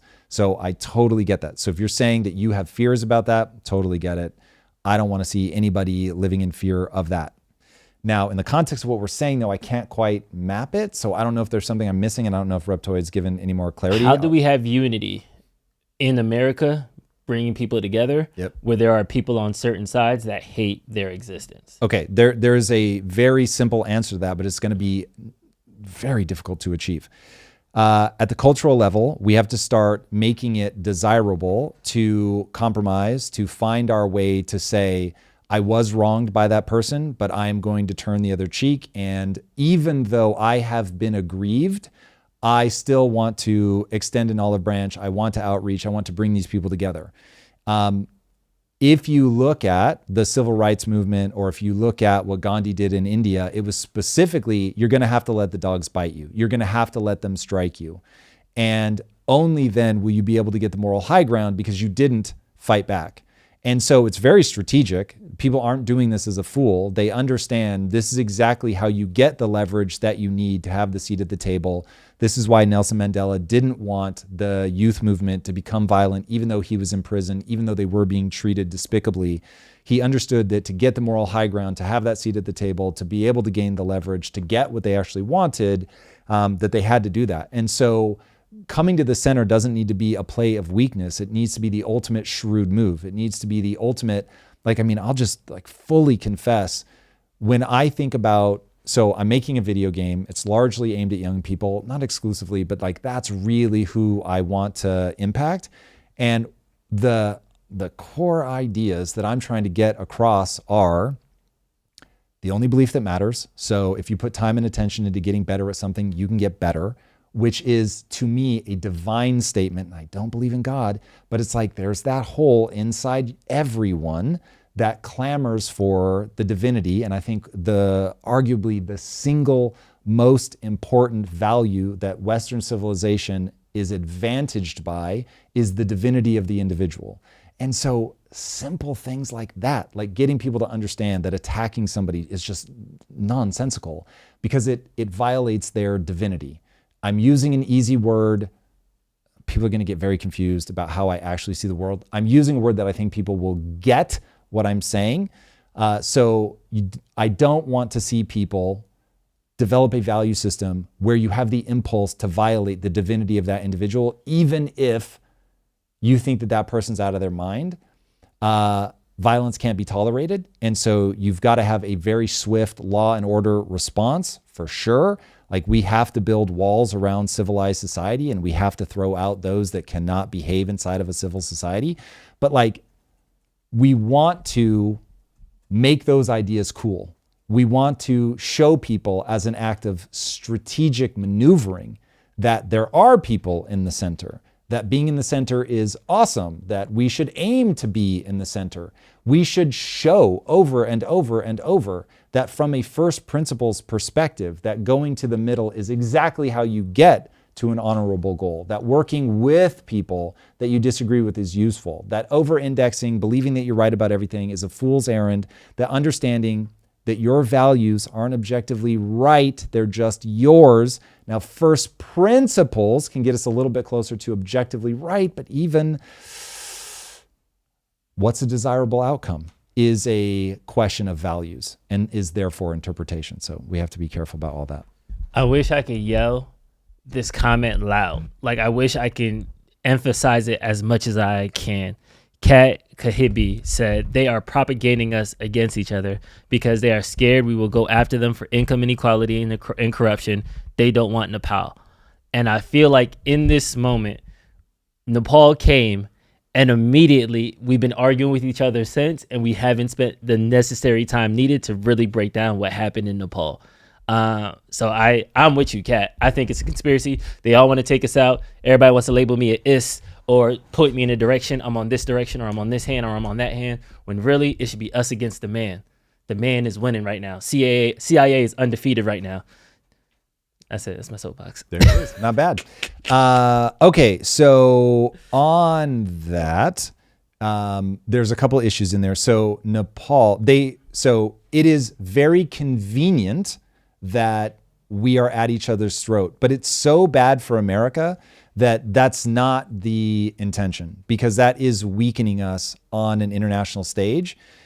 It is, though, the result of a desire to get elected. And so officials will tell you anything you want to hear to get elected. So the real question is, what does the mass of people believe? And the mass of people believes that resources are finite and they've got to fight for access to theirs. And so now that we're in fight mode, that's the real problem. And if I can just get everybody to coalesce around that idea, that we all want to fight because we're in a fearful emotional state, but anger feels a lot better than fear. So people transmute their fear into anger very quickly.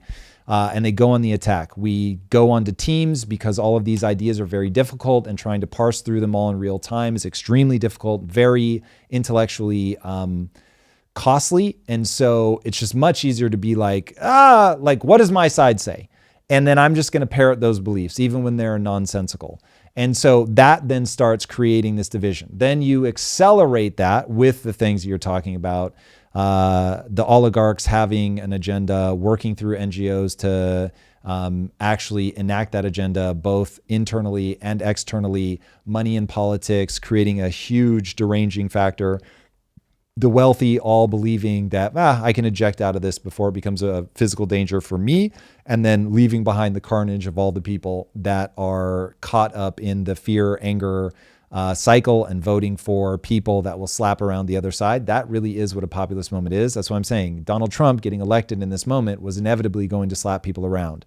Even though I think it was the Politburo that was controlling Biden, nonetheless, the Biden administration was the similar rhetoric against Trump, slapping them around. They're the bad guys. MAGA Republicans are horrible. So it's like, that's just where we are on the timeline of debt, by the way. So if I can just never detach us from that. So as you start pulling apart, like what actually makes people act like this, then my hope is that we can use that to bring us back together. So you're not wrong that this is being used against you. The division is being used against you, but it isn't what started it. What started it is debt and money printing. And keeping in mind, now we're voting for it in an increasingly drastic rate. What do you mean we're voting for it? We're voting for populism more and more and more. Like seeing Mamdani become the face of possibly the entire Democratic establishment. The establishment isn't supporting him, though. He's just getting the Democratic nomination. I think that's different. Because Democratic traditionalists aren't supporting him. The Democratic National Convention didn't support him. Schumer, Jeffries, all the old guard. Hillary didn't even give him his support. He's just rolling around with Bernie and AOC. Watch how fast they flip if he wins in a landslide victory. Mm-hmm. All politicians care about, literally all they care about, is getting elected and reelected. And they will tell you anything they need to tell you to get that. So if they believe that Bernie's going to not be able to be elected on the national stage, then they're going to boot him and they're going to put Hillary in, who they think will do a better job. The second they have reason to believe that Mamdani is the voice, and because he's the voice of young Democrats, certainly in New York, I think he's more influential than you're giving him credit for. He is covered massively. If he says something, we're going to cover it for sure. Mm-hmm. It's going to get covered all over media, traditional, alt, all of it. So his ideas have way more energy behind them. Anyway, the fullness of time will prove whether I'm completely off base there or I'm right, but let my flag be just planted as such. All right, we got a couple super chats around this topic. This topic is boiling up, so I want to dive more into it. NJN, you said that you dropped something in the Discord. I don't know which channel you dropped it in, so if you can either Slack me DM or put it in general post, or you can put it in show discussions. Just let me know which channel it's in so that way we can cover it. Brutus Lugo, thank you for the 20. Oh, sorry, Jason. He said thank you for this $20 super chat just to say thank you. So thank you, Jason. People like you that make me come back. Appreciate it, man. Because some of y'all other people in the chat. At some point, Drew, we're gonna have to have a reckoning because you always say that tongue in cheek. About what? It's people like him that make me come back. That some of the others make you have the opposite impulse. Yeah. So we need to tell the story of how this show started one day. Yeah. Because I never wanted to be on camera, and yet here we are, almost 100 episodes later. I don't know if publicly is the right place to have this conversation, but and Drew will stop me. But Drew and I, for the first time, had the conversation yesterday. Have I done you dirty by dragging you on camera? And for the record, no. My answer, no. Yes. So I would like it to remain no for a very long time. There are people in the chat that are challenging that. So anyway, we'll get to that another time. Brutus Lugo, how does the LGBT community compromise with people like Kurt that wanted them gone? How do you turn down the temperature without the effing president? Let's break those into two different things, because Brutus, I appreciate that, and I'm going to make sure we hit both of those beats. But I think the first beat that we kind of glossed over in Reptoid's comment was, we keep saying the left has gone too far, the right has gone too far. We need to find compromise. We need to meet in the middle. We need to heal the nation. Yep. We need to call violence, and all these other things. I got that. We can all, I think everybody, 100% of the chat would say killing somebody at a rally is bad. I think it's bad. I think it's bad when it happened to Martin Luther King. Somebody, John, who's the neighborhood right MAGA, he thinks it's bad that it happened to Charlie. Cool. We're in agreement. It's bad to snipe people in public places. Okay. Or private places. It feels like it needs to be said all of a sudden. I'm just trying to make it as easy as possible. Yep. But the second layer of the compromise comes in where there are people on the far right who think people on the LGBT community shouldn't even exist. There's people on the far left who think that if you pray to God, you're delusional. You're praying to some wicked man in the sky. Yep. So there are these people on the fringes who think the other people's existence shouldn't be, or crazy, or they have beef with their existence, not what they believe, not what they're doing, not what they're saying. How do we, quote unquote, heal that discourse? Okay, there are going to be parts you're not going to be able to quote unquote heal. So there are always going to be people that really disagree with you. And some of these arguments have to happen at purely a legal standpoint. So there will forever be people that say things like Christians are white nationalists, and that will be very confusing to black Christians. But nonetheless, there are going to be people that say it. There are going to be people that say trans people shouldn't exist. They're all crazy people, lock them up. Whatever. Those people are always going to exist. What you need to be prepared to fight for is what gets enshrined in law. And so right now there's two issues at hand. There's what are we enshrining into law? This is why I'm so sensitive to the flag burning thing. Then there is hearts and minds of the culture at large. So I would say that for the most part, I mean, when the rhetoric begins heating up and people on either side are expressing vitriol to somebody else. So whether you're, just to stick with the most hot button one, so you've got two that are just like nuclear. You've got Israel, and then you've got trans. Like those are just like, if you really want to mess with people, press those buttons, they're going to go nuts.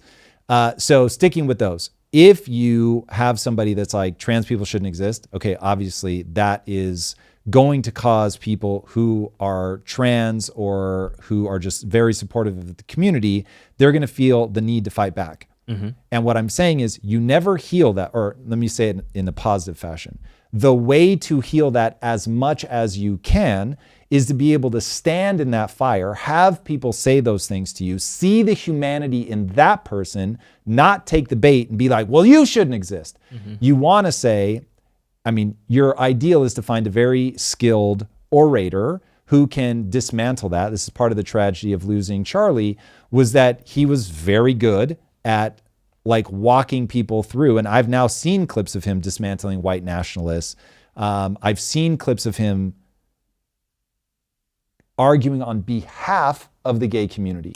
Now, Charlie's going to do it from a religious perspective, and I get that there are going to be many people in the gay community that don't feel embraced by that. Fair. But from Charlie's perspective, he was saying, gay or not gay, it doesn't matter. You're a gift from God, like, you know, on and on down a very Christian line of expression. But when you can have people that can dismantle that argument and show the foolish nature of thinking somebody who, like, even if, so either it's an immutable characteristic, in which case, why are we mad about it? It's a choice, and shouldn't people be able to choose what they want as long as they're not forcing that on other people? Or it's a mental illness, and don't we have empathy, right? So it's like, if you have somebody who's skilled at that, they're going to walk you through and be like, none of your response makes sense with any of that.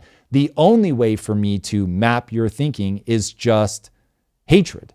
And so then it becomes a question of, okay, you have a value that's being violated. You're meeting it with hatred. That's going to be incredibly divisive. And then that person's either going to reveal their hand, and they may not even be aware of it, by the way, but you will force them to confront, yes, I want division. Yes, I want this person treated poorly. I want them locked up or ostracized from society or whatever. And then as society, we all go, cool, thank you for letting me know who you are. I hope one day that we can get you back into a beautiful place in society. But for now, it's like you're just not invited to the party, over there. right? So, and that's where I don't expect that person to be arrested. They have an absolute right to believe what they believe. They have a right to say what they want to say. But I also have a right not to engage with that. And so I'm going to have done my best. I'm going to see your humanity. I'm not going to go on the attack with you. I'm not going to get baited. But I am going to say, yeah, cool. Like, we've had the discussion now. It's no longer fruitful. And now you're, in the case of a live stream, you're blocked or whatever. Yeah. So that's how I would do it. And I mean, look, I haven't audited enough of Brutus Lugo's takes, though I see quite a few of them, to know if on balance he's supportive of the things I say or opposed. But I map him as somebody who's really opposed to me and my beliefs. But he's respectful. He's insightful. I think he puts his arguments together in good faith.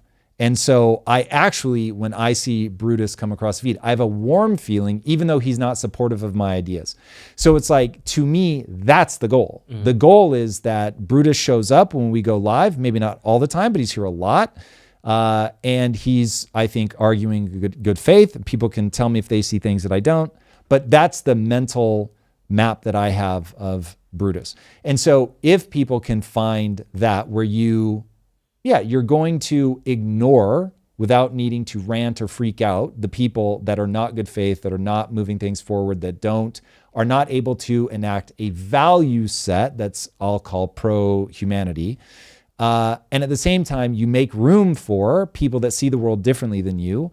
And I'll give it to you in a really concrete way that I've seen play out in entrepreneurship. So to make a business thrive, you actually need two personalities at the top. It's typically the CEO and the COO. And typically they have very predictable personality archetypes. So a CEO is going to be big picture. They're going to be the person that connects dots, has a vision, can get people excited, can get them emotionally invested, can see something other people can't see, can push through really hard times. They're often a dreamer. They've got insane work ethic. They've got just a almost maniacal drive that even when things look like they're going in the wrong direction, they just keep pushing. So there's an element of delusion to them. They're not always grounded in reality. They're sort of off in the stars. And so the COO has to be the opposite, because if you have two dreamers, you're going to spiral into madness.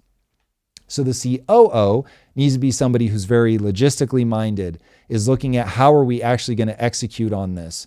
Where does the rubber really meet the road? I don't care about the dream. I don't care about the vision. I just want to know, how do we actually get this funded? Who are the people that we are going to put on this? How do we make sure the staff doesn't get overwhelmed? All of that stuff. Now, unfortunately, I often see those two people despise each other in the same company. They both think the other person is an idiot.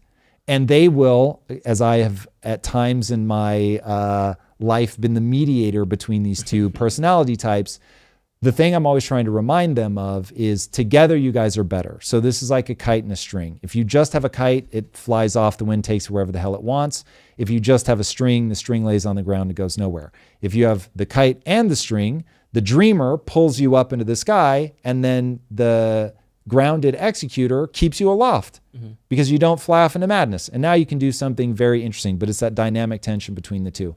So you should value each other, even though you're very different, even though the other person's value system seems completely insane to you. You need to value the real world first principles way that those two value sets interact. So the right and the left have an evolutionary reason for existing. And if people could understand, there's an evolutionary reason why we have the left and the right. And so therefore, I'm not going to, whether I'm on the left, I'm not going to throw the right out. If I'm on the right, I'm not going to throw the left out. I understand that we need each other. But you have to say those things. You have to say we need each other. And therefore, we have to say, I'm never going to get a world that is entirely on the right. Why? Because it's pathology. People need to believe that. The left needs to say, I'm never going to have a world that's entirely on the left. Why? Because that's pathology. We need a world that's balanced between the left and the right through dynamic tension. I don't expect them all to agree. You're going to argue for your point, but you're going to get to the point where you're like, I'm unable to convince this person, and I'm not going to reach for a gun. I'm not going to try to reputation savage. I'm not going to spin up a new law that says if you burn that this is somehow now a totally different thing and you're going to go to jail. I'm not going to do those things. I'm going to be like, I did my best to convince them. I will continue to do my best to convince them by showing them evidence that I'm thinking on this issue more correctly through first principles. I'm also going to actively seek their viewpoint so that I can be like, that's an interesting insight. That helps me like navigate my own thinking better. Perfect. But we have to celebrate that. We have to forget celebrate. We have to understand that from an evolutionary standpoint, that is real and true. But when people think only the other side can be pathological, everything deranges. And I understand that from a sense of like business principles and the CEO and the COO arguing. But there are people, and this is the NJN super chat. So thank you. I finally found the article. There are 2 Republicans right now calling for the institution of transgender people. And Full retard. So I'm putting that out there though, because some people in the chat are saying, why are we even talking about this? Transgenders make up 1% of the population. We shouldn't change the 99%. Because this is a conversation about values. No, I understand. But we need to say that because I hear this argument all the time. Transgender, Israel, the reason these 2 are hot button issues is because they are on a value.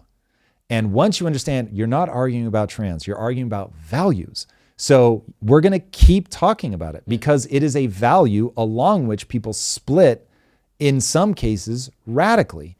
So it doesn't matter that it's a small amount of the population. The value system will play out in 1,000 ways that have nothing to do with transgender.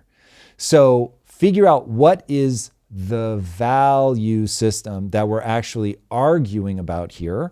And so, for instance, part of why transgender matters so much is you're asking, can one person define how I interact with them even when they're not there? And that really rubs people the wrong way. So when people try to control your language, can I control somebody even when they're not around me? Yeah. So for instance, if people think that this is a ridiculous example, but because I've met it in real life, it's not ridiculous to me at all. And in fact, I didn't pull the clip. I should have pulled the clip.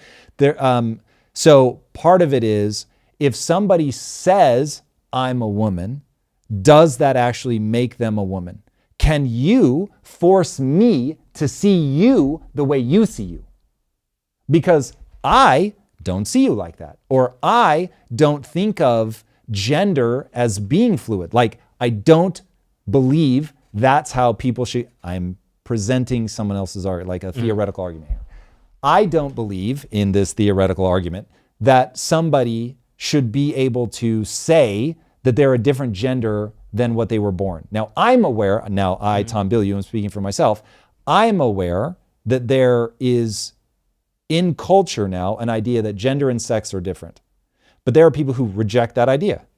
So now it's like, that's the collision we're having is, are we going to allow somebody to say, because I feel this way, you now, at threat of your job, must also see me that way?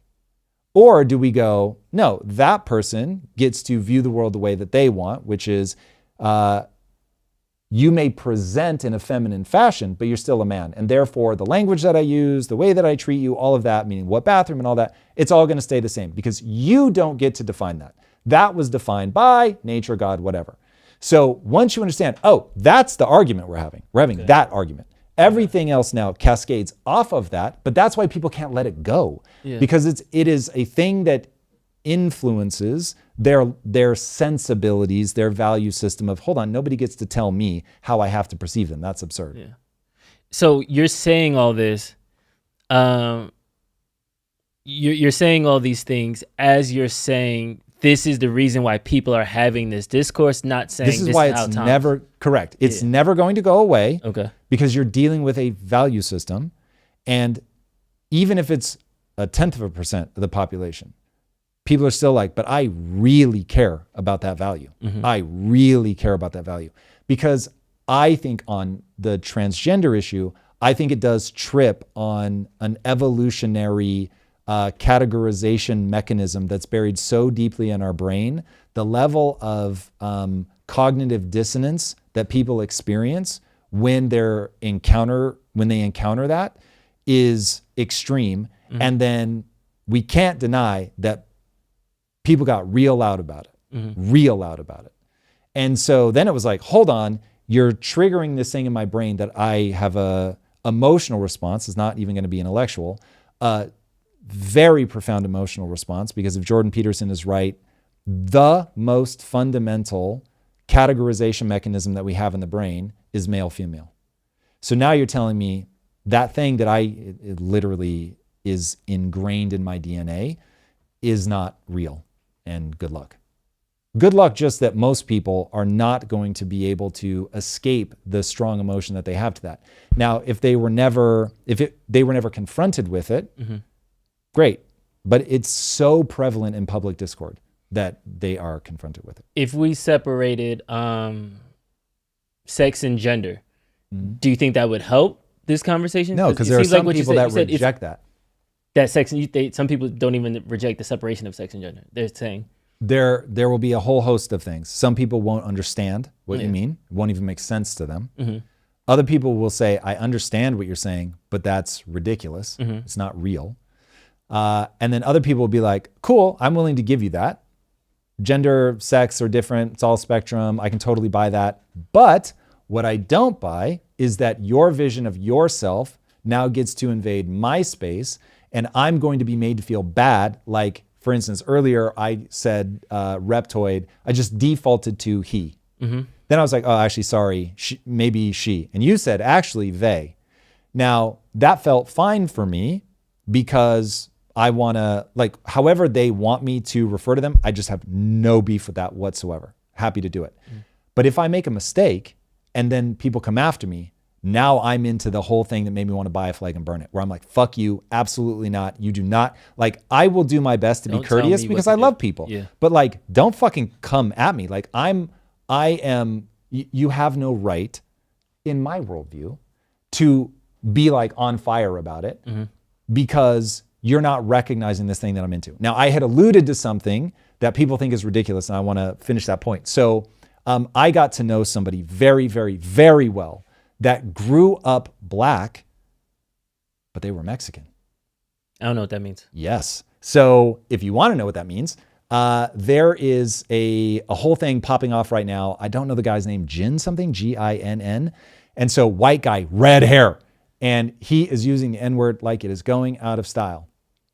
And the debate is, should he be able to do that, given that he grew up in black culture, spent his whole life, all he's ever known, grew up, I don't know, why is it not coming up? This is on my feed this morning. I think it's Ginn. Anybody in the feed want to know? Anybody in the feed know? If you do, drop it in. Okay, so he would not have used these words because this is all before all of this, but he was gang affiliated in a black gang. In fact, he ran a black gang. I think they're called key holders in prison. Have you ever heard that phrase before? I used to work at T-Mobile. I was assistant manager and they called me a key holder. It's the only pretty sure that's what they call it in prison. So he was the key holder, stakeholder. Oh God, whatever it is, maybe somebody in chat knows. But so that of the black gang in prison, and he was Mexican, to give you an idea of how much he identified as black. Again, he would not have used that word. But so his stepfather was black. He grew up in a black neighborhood. He grew up in a black gang. He ended up running the black gang in prison, but again, was Mexican. And so for him, he would say, he didn't say, again, identify, but he would say things like, I'm black. I see myself as black. Like, that's just what it is. He was like, people don't even think I can speak Spanish. He could because his mom was Mexican, but no, because of where he grew up and how much he was known in the neighborhood, people didn't think he could speak Spanish. That's like how integrated in the black community he was. So does that mean he's got transracial identity? Is that real? Are we going to give that to people? Because it's certainly how he felt internally, was I'm of black culture. Is that's the plan you wanted to land on this analogy? Yeah. What I'm saying is, understand, and I can't tell if you think that's ridiculous. I'm confused, to be honest with you. Okay, now that's how a huge swath of humanity feels about transgender. As much as you're like, what the fuck are you even saying? They think that about transgender ideology. Now imagine a whole mob of people came after you, Drew, because you dared to say that this guy isn't black. That's what happened.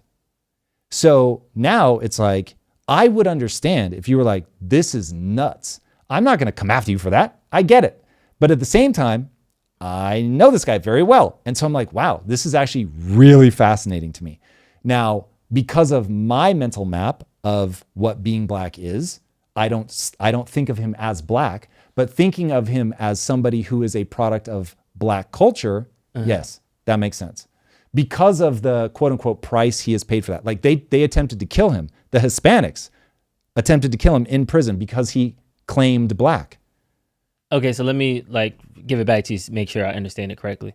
So you're saying in this specific example, this Jin person identified with black. I wasn't speaking of Jin that whole time. Just want to be very clear. Oh, okay. I was speaking of somebody I knew personally. Unfortunately, they passed away, but I knew them personally. That guy I'm talking about. Jin happened to be a guy I've never heard of until today. Got it. I had never heard of him, but he's popping off. He's got big, huge red hair.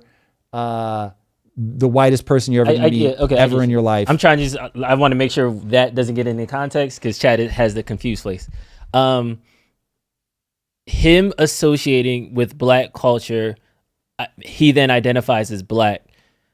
You're equating black culture with the difference between gender and sexual identity. I'm trying to get to the point where people understand the way that you reacted to me saying this guy he would never have called himself transracial. I want to be very clear. Okay. But in the same way that somebody who is transgender identifies as, I am female, if they're a male and they're trans, he saw himself top to bottom to the point where he was willing to risk his life in prison to what he would call claim black. Okay. So in prison, he ends up, they make an attempt on his life. Yeah, I get all that. I get that part. Okay. But what I'm trying to point people to is the level of, you don't even know how to parse the information. You're like, what are you talking about? That's what I'm saying. A huge swath of humanity has. That's easier to understand because black's a culture. So I understand being raised in that culture. So I'm trying to say are you saying trans people are raised in a culture in which trans people have an internal feeling that they are, if they're a man and they're trans, that they are a woman. And they want to be recognized as a woman, no caveats. Yeah. And that's very confusing. But that's the equivalent of being raised in a culture, or you're not saying those are the same thing. You're just saying it's you're giving me a metaphor. I'm saying I want people to understand the confusion that causes in people's minds. For somebody on the outside of that, they will say trans makes no sense. Okay, and then if they see a Mexican person saying an N-word, they'd be like, "You're Mexican, you can't say." Or Jin Lee, a rapper, as somebody pointed out in the chat. Okay. Him saying it, Crazy Town, can't do it. What are you talking about? You're white, not your word. Yes. Let's kind of bring us around because I understand a metaphor, but I think people are thinking you're equating those two, and I realize now you're not equating those two, but it came off that way. So I am saying they have the same they create the same cognitive dissonance in people's minds, and once you understand that that's what we're talking about, because we were talking about how do you heal all this stuff, and I'm trying to get people to understand that. One, have compassion for that reaction of I don't even understand what you're talking about. Yeah. Then have compassion for the person who then got piled on because they were like, I don't understand this. Because the real thing I'm trying to address is this conversation will not go away because it is about a fundamental deep-seated value system placed in people's minds about categorization. Once you understand, this will never go away because you're tripping over mental categorization, an algorithm for categorization that is placed in your brain through evolution. So this was and that categorization is people with penises are men, people with vaginas are women. Yes, sure. What are you born with is what you are type thing. That you need to know the difference between something that you can mate with and something that you can't. That's really what it boils down to. Sure. Yes. I was about to say, but not to introduce a new variable, but that's what it's driven off of. That threw me off because the Romans was fucking each other and they were all dudes. Okay, we got some super chats. Drew's ejecting out of that conversation. No, because I haven't seen any of the okay. Hold on. comments. I want to get to the super chat. You fractaled me. Like I think you broke my brain, Tom. Here's one like plane I just want to land really quick. Earlier in the beginning, when you were talking about how some people's disagreement on trans ideology skews between two different value systems, but somebody argued that it's one thing to say you believe we should tax the rich, I believe we should tax the poor. Cool. That's policy, that's culture we're describing. But people's existence, whether they're fundamentally allowed to be here, like the institution and stuff, that's wrong. Now, I understand you said that's full retard. We shouldn't do that. Copy. What happens when we start with these quote unquote fringe beliefs and then it starts to become more and more populated? Hackathon said if somebody said there's a new law out that says all British women need to be locked up because British women are committing too many of the mass shootings, hypothetically speaking, of course. And then they start coming for Lisa. You would have a much different reaction than how you have now with people coming for trans. No. It would be the same that like, we need to understand not everybody's going to like us. Look, I might make it a more central fight for me because it's like a thing that is immediate to my life. Yeah. But what I'm trying to get people to understand is I look at a policy and say, this is going to be, it's a policy that's pro me right now. But one day, giving the government the power to wield that weapon will be used against me. That's my default assumption. That there will come a time where the person I don't want in office is in office and now they're coming after me. And so I try to look at every policy through the lens of, would I want this weaponized against me?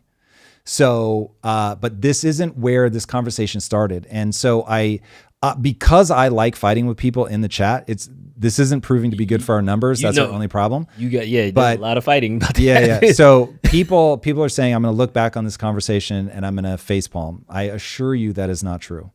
So what I think people think I'm saying something perhaps that I'm not. The odds that I ever look back on this conversation and go, oh, people aren't running into a algorithm in their brain that has to do with categorization is basically zero. That's what's happening. And once people understand this all started with, oh, this is only 1%. Why do we even talk about it? We talk about it because there's an evolutionary placed algorithm in your brain for categorization. And the most fundamental category may be light and dark, but after that, you've got male, female. So it trips this weird wire in people's brains. Mm-hmm. The racial thing that I was trying to get people to understand was I was trying to make visceral for people how I can give you an example of somebody who believes that they are something that everybody else believes they are not. And that when you don't share that belief, it creates massive cognitive dissonance in you. Mm-hmm. And so I'm saying, yes, that cognitive dissonance happened at scale for people who have this tripwire in their brain for you can't change sexes, genders. They would probably use those words interchangeably. And if you don't understand that tripwire, you will forever be confused as to why this conversation keeps happening. Mm-hmm. I'm trying to get people to understand why this conversation keeps happening. I am not putting forward a stance on transgender or transracial. I'm telling you why these things are tripwires. And so the odds that I'm going to look back and be like, oh my God, it's not a tripwire. It's a tripwire. And people find this very confusing. Copy. Okay. Let's jump into the super chats. Super chat. Starting with Dan Silk. How is it existential? There has always been nonconformists in all walks of life. How is it? What's it? I believe this conversation. He just put this isn't existential. Now, I think some people, if you start going, put transgender people in institutions, which state reps have. That's far enough. Yeah. Even though that's not a genocide, I will still say, yeah, that's bad. Yeah. And I'll let people use very hyperbolic language around that. That would be deeply problematic. Copy. Michael Solomzitsky, thank you for the $20 super chat. I get that politics is downstream of culture. However, the true battle for political significance is in the culture wars. He who controls the beliefs controls the universe. Cue up the spice must flow. True. Yeah. Values and beliefs, man. That's the game. That is the game. If you are going to say, okay, Tom, you can have one lever, beliefs, values,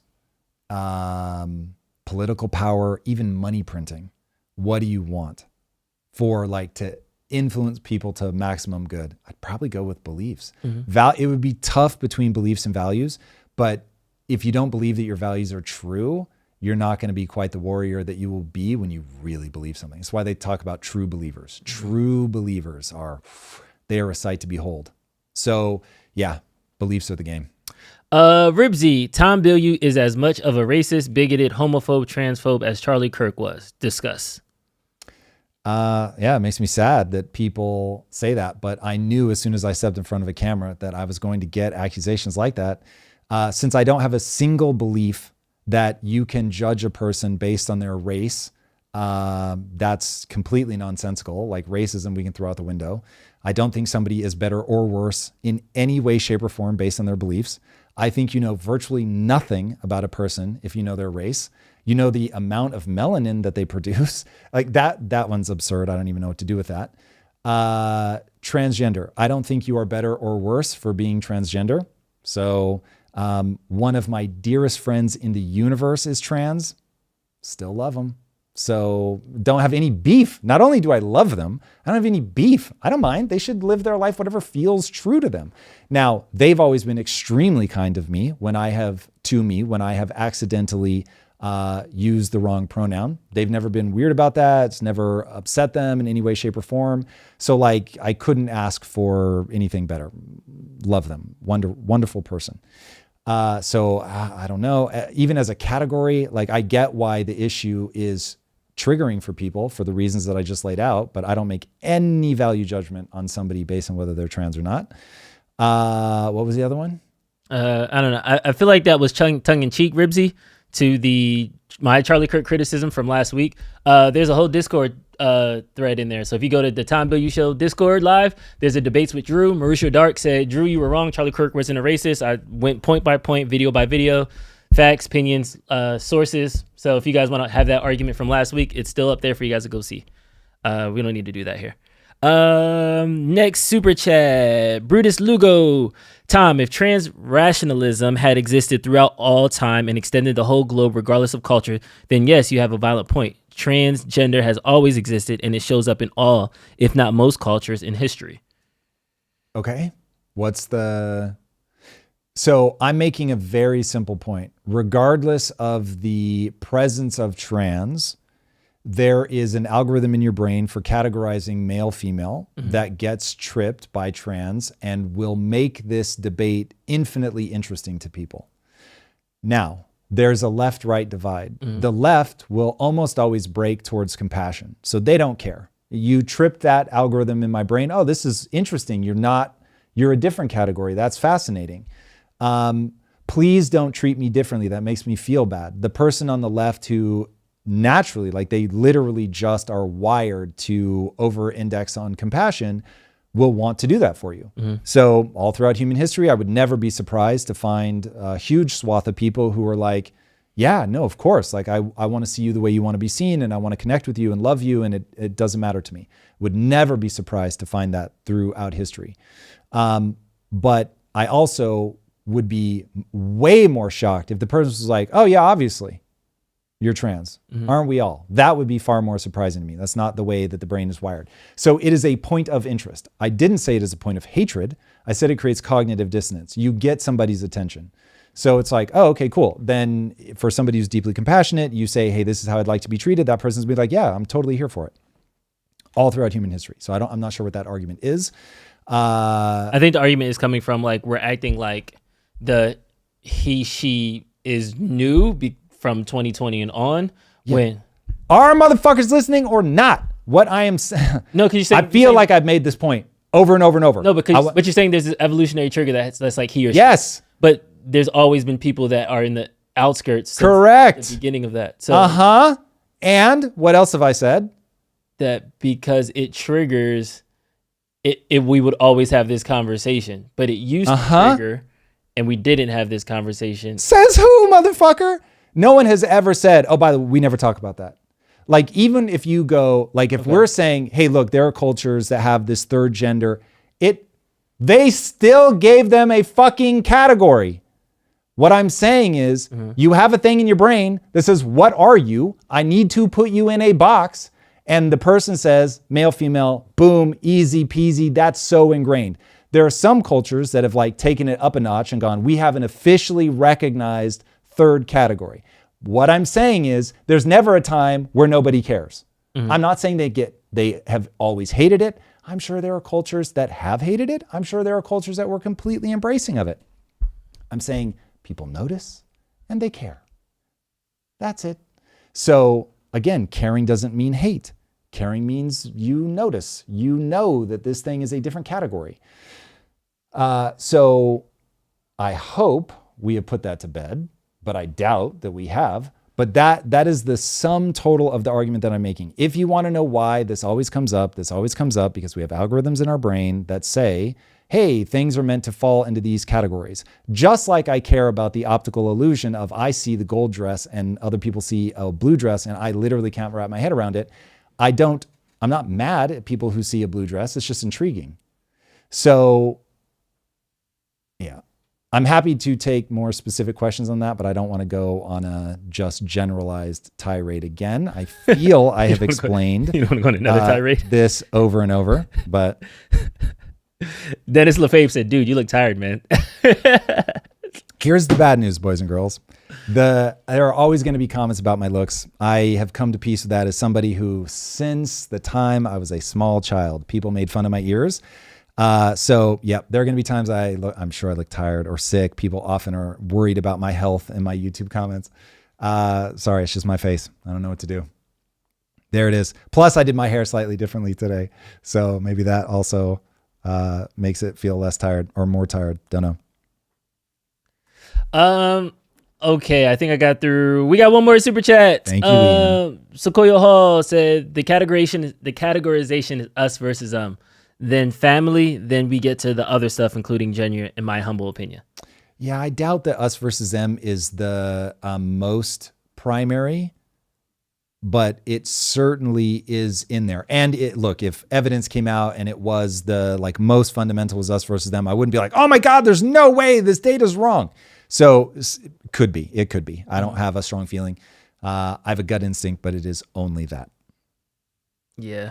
All right, let's get into some reactions. You guys done cut. Tom has a face made for radio. You guys done cut half my and agenda. a voice for print. JK. Thank you, John. All right, wait. Billionaire. That was funny. Resting sick face. Yes, true. All right, sorry. Reactions. Let's go, Drew. Let's react. Meta AI glasses fail. That was a hard pivot, man. And yes, Hackathon, I do think that us versus them is primal. I'm only speaking to where in the stack it falls. Meta released their new AI glasses, but it failed in epic fashion. So. But I'm still so excited about this. All right, play the clip. It is pretty fun. WhatsApp video call. There we go. Uh-oh. Well, let's see what happens. Dude, so the number of times back when I was running a software company, we wouldn't do live demos for this very reason. You could really have software. It works. And the second you try to do it live, it's like, what is happening? As soon as you hit the red button. You feel like you're being trolled by God. It is wild. So I feel his pain. The number of times they would have tested this, practiced this, and I bet it worked 98% of the time. Otherwise, they wouldn't have done it. Mm-hmm. They wouldn't go live. If this is happening 40% of the time, he's never going to risk it. So I feel his pain. This is rough. That's too bad. I don't know what happened. Maybe Boz can try calling me again. This poor guy. Yeah, so Reptoid, I'm with you. I'm definitely going to buy it. Now, will I buy it from somebody else? I'll probably buy it from them. Nobody's making the kind of investments into this technology that he is. And I remember in the Web3 days, people were so anti-Zuck, and I could not wrap my head around it. I'm like, hold on, you guys sincerely want to build a metaverse, and the guy who's spending billions of dollars a year to build you the technology, you're mad? What? I'm like, even if they go out of business, the patents will exist. Hey, come here, silly. How'd you escape? Hello. Say hello, everybody, to the maniac. Mm-hmm. Hello, kisses. All right, go get your mom. That's all right. Oh, the fluff ball. She is a psychopath. Hello. And then we have the old woman. Come here, baby. You want to say hi? Come here. She's getting chewed on by her sister. Come here. Say hi to everybody. All right. So this is Wookie. The other one was Smurf. Hello. You have something on your nose. What do you have? You want to go see mommy? You going to go see mommy? Thank you for saying hi. Sorry. Oh, guys. The madness. Lisa let all the dogs out. Who let the dogs out? Lisa Let's go, did. Drew. Lisa did. All right. There it is, everybody. Thank you for saying hi. Good morning. All right. Yeah, it seems like the glasses are picking up steam. We had the even realities. We have Meta, Google glasses even like rebooted their program. Apple dropped $2,000 Vision Pros and stretched out the cameras layout on their iPhone. I don't know if they're coming back to it. $3,500, weren't they? The Vision Pro? I thought they were 2,000. They were more than that. Sheesh. Yeah. They dropped it and never said anything about it at all. So it seems like we're going toward this direction, but it does seem like Meta has turned the corner. They look stylish. They don't look like somebody's actively recording. They seem kind of natural. And again, these are the worst they will ever be. So they're going to get better. And so the ones where you have to touch the side, I was like, they're going to have to find something for this. So the fact that the Meta has that band, clearly, if you can wear glasses that more or less look right, I think they still have a ways to go with these because the ones by Even Realities, I think, look better.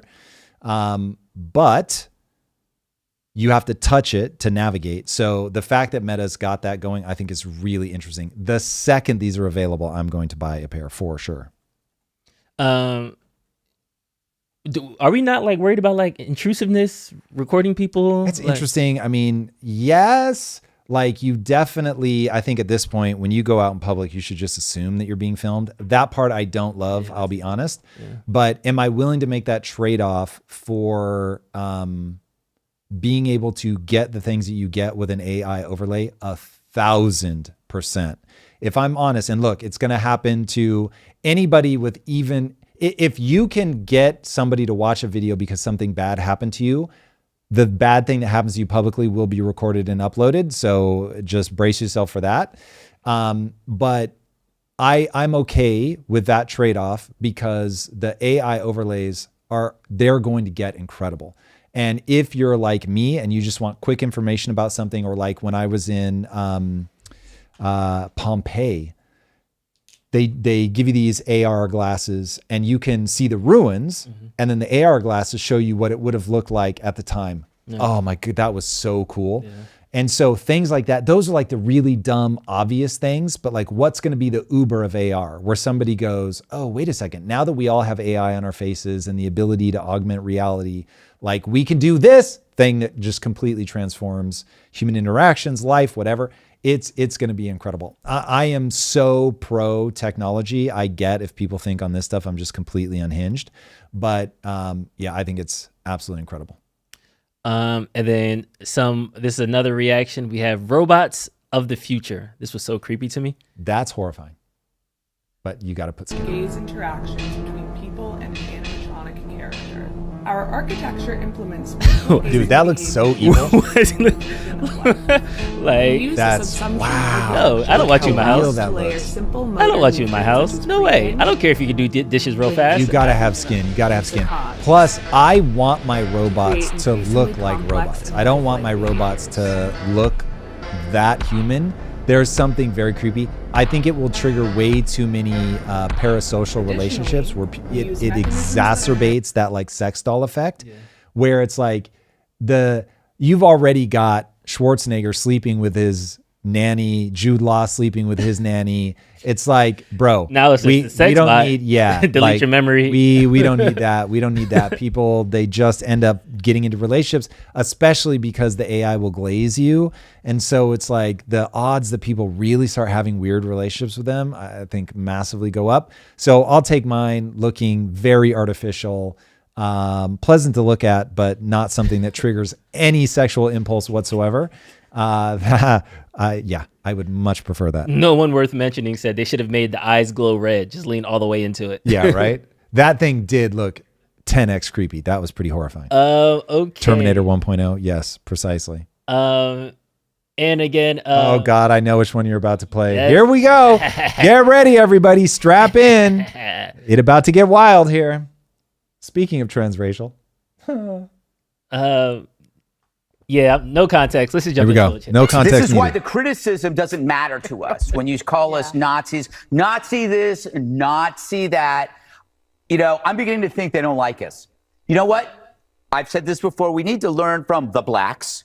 The way they were able to remove the power from the N-word by using it. So from now on, it's what up, my Nazi? Hey, what up, my Nazi? Hey, what's hanging, my Nazi?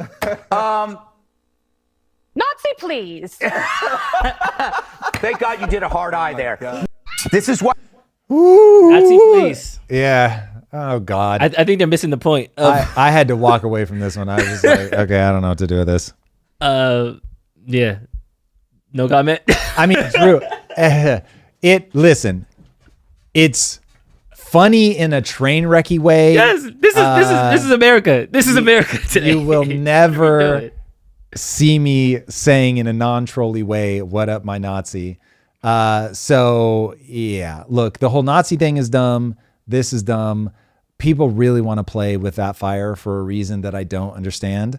So sure, do your thing. Like so he is a blend of comedy and whatever. Yeah, so satire. when comedians push the envelope, great. This one has a bit of, I wouldn't even call it cringe, but it made me want to walk away. Like once he went, the blacks, I was like, I gotta go. I've got places to be, Drew. I wouldn't even be able to categorize like, what is it about that it feels clumsy, maybe? I don't know. Like when people do it, like, and they do it well, like there was a girl on Kill Tony who had it's horrific. But that one, I won't lie. Tell me the blackest thing that you did that clip? No, she was, I almost don't want to mess it up.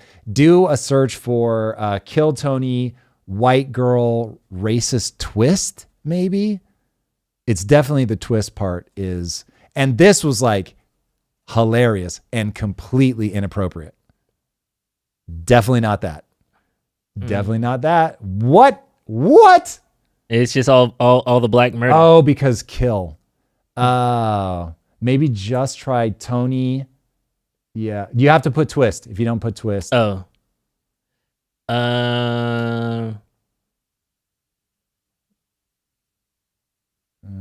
Nah, not looking like it. All right, next time.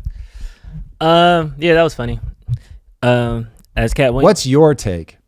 It's stupid, but it's a boomer. It's a boomer. It's a dad joke. Yeah, it's a dad joke. Maybe that's what. Yeah. When I say clumsy. But him saying the blacks. That was pretty wacky. That was a dog whistle. Real ones no. Oh, this is a good one. Let's go over to Joy Reid. We haven't heard much from her after she left CNN. We've never really covered Joy Reid. She's not much on my algorithm. I found out Joy Reid went to Harvard when Marusha Dark was telling me that she doesn't have the merit. That's neither here nor there. Both houses of Congress, you have a Supreme Court that is. Let's start all over. Do I need to read that for context though?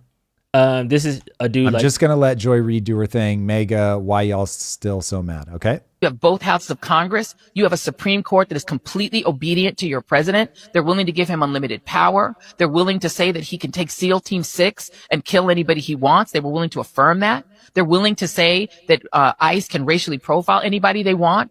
The United States Supreme Court has said you can racially profile Latinos based on their accent or the way they look. You guys have everything you want. You have legal racial profiling. You've ended DEI. You've ended affirmative action. You get all the best jobs even if you're not qualified. You can be a Fox Weekend host and be the Defense Department's Secretary of Defense. You can be Kash Patel and be a podcaster who wants to go to Valhalla and run the FBI as long as you're conservative. You have everything. Why are y'all so angry? What the fuck are you angry about? You've banned all of our books. You've banned Black history. You banned the 1619 Project. You don't have to compete with women for jobs. You've chased them out of the military. You've chased them out of the senior positions in the Department of Defense. You've gotten rid of all the Black history in the museums. Museums are terrified. I have contacts that I'm talking to inside of the Interior Department, people who are running all of those spaces where you can go and see a Civil War memorial or something. The people who work in these places are terrified. They're afraid to tell the real history. So, this feels like I've heard some things from Joy Reid that were like proper unhinged. I disagree with the, she's making it sound very total. So the way she's dialed it to 11 with Kash Patel, trying to get to Valhalla, all that stuff, like from where I'm sitting, this is like massive hyperbole. But this isn't her at her like most unhinged. Why did you want to play this clip? MAGA, why y'all so mad? I thought it was interesting and it went viral on Twitter. And she's listing all the wins that the right has had since Trump's been in office. But she's framing them in a way that I don't think the right would recognize. So it's not like the right's like, oh yeah, those are the things that your interpretation of that is what we want. Like, I don't think the right is, like she said, you don't have to compete with women for jobs anymore. That's nonsensical. Having physical standards in the military, I presume, is what she's talking about. So Kash Patel recently said, for the FBI, if you're going to chase somebody down, a perp, chase him down and tackle him, you better be able to do a pull-up.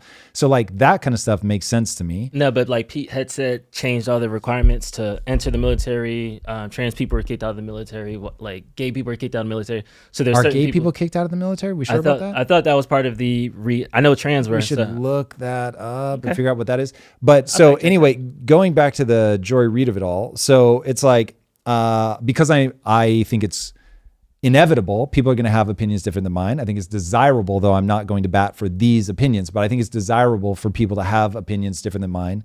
I have heard her at times where I think there's no way she's being sincere. This one, while hyperbolic, this feels like not middle of the road, but it's like middle of the road for somebody that's, I would say, leans pretty heavily left. But I hear stuff just like this that are equally middle of the road for somebody who leans right. So this one, I don't know, doesn't feel like completely unhinged, even though I'm not saying that I agree with it, not saying that it isn't hyperbolic, it is. But like this one's not nuts. Why do you think this one popped off?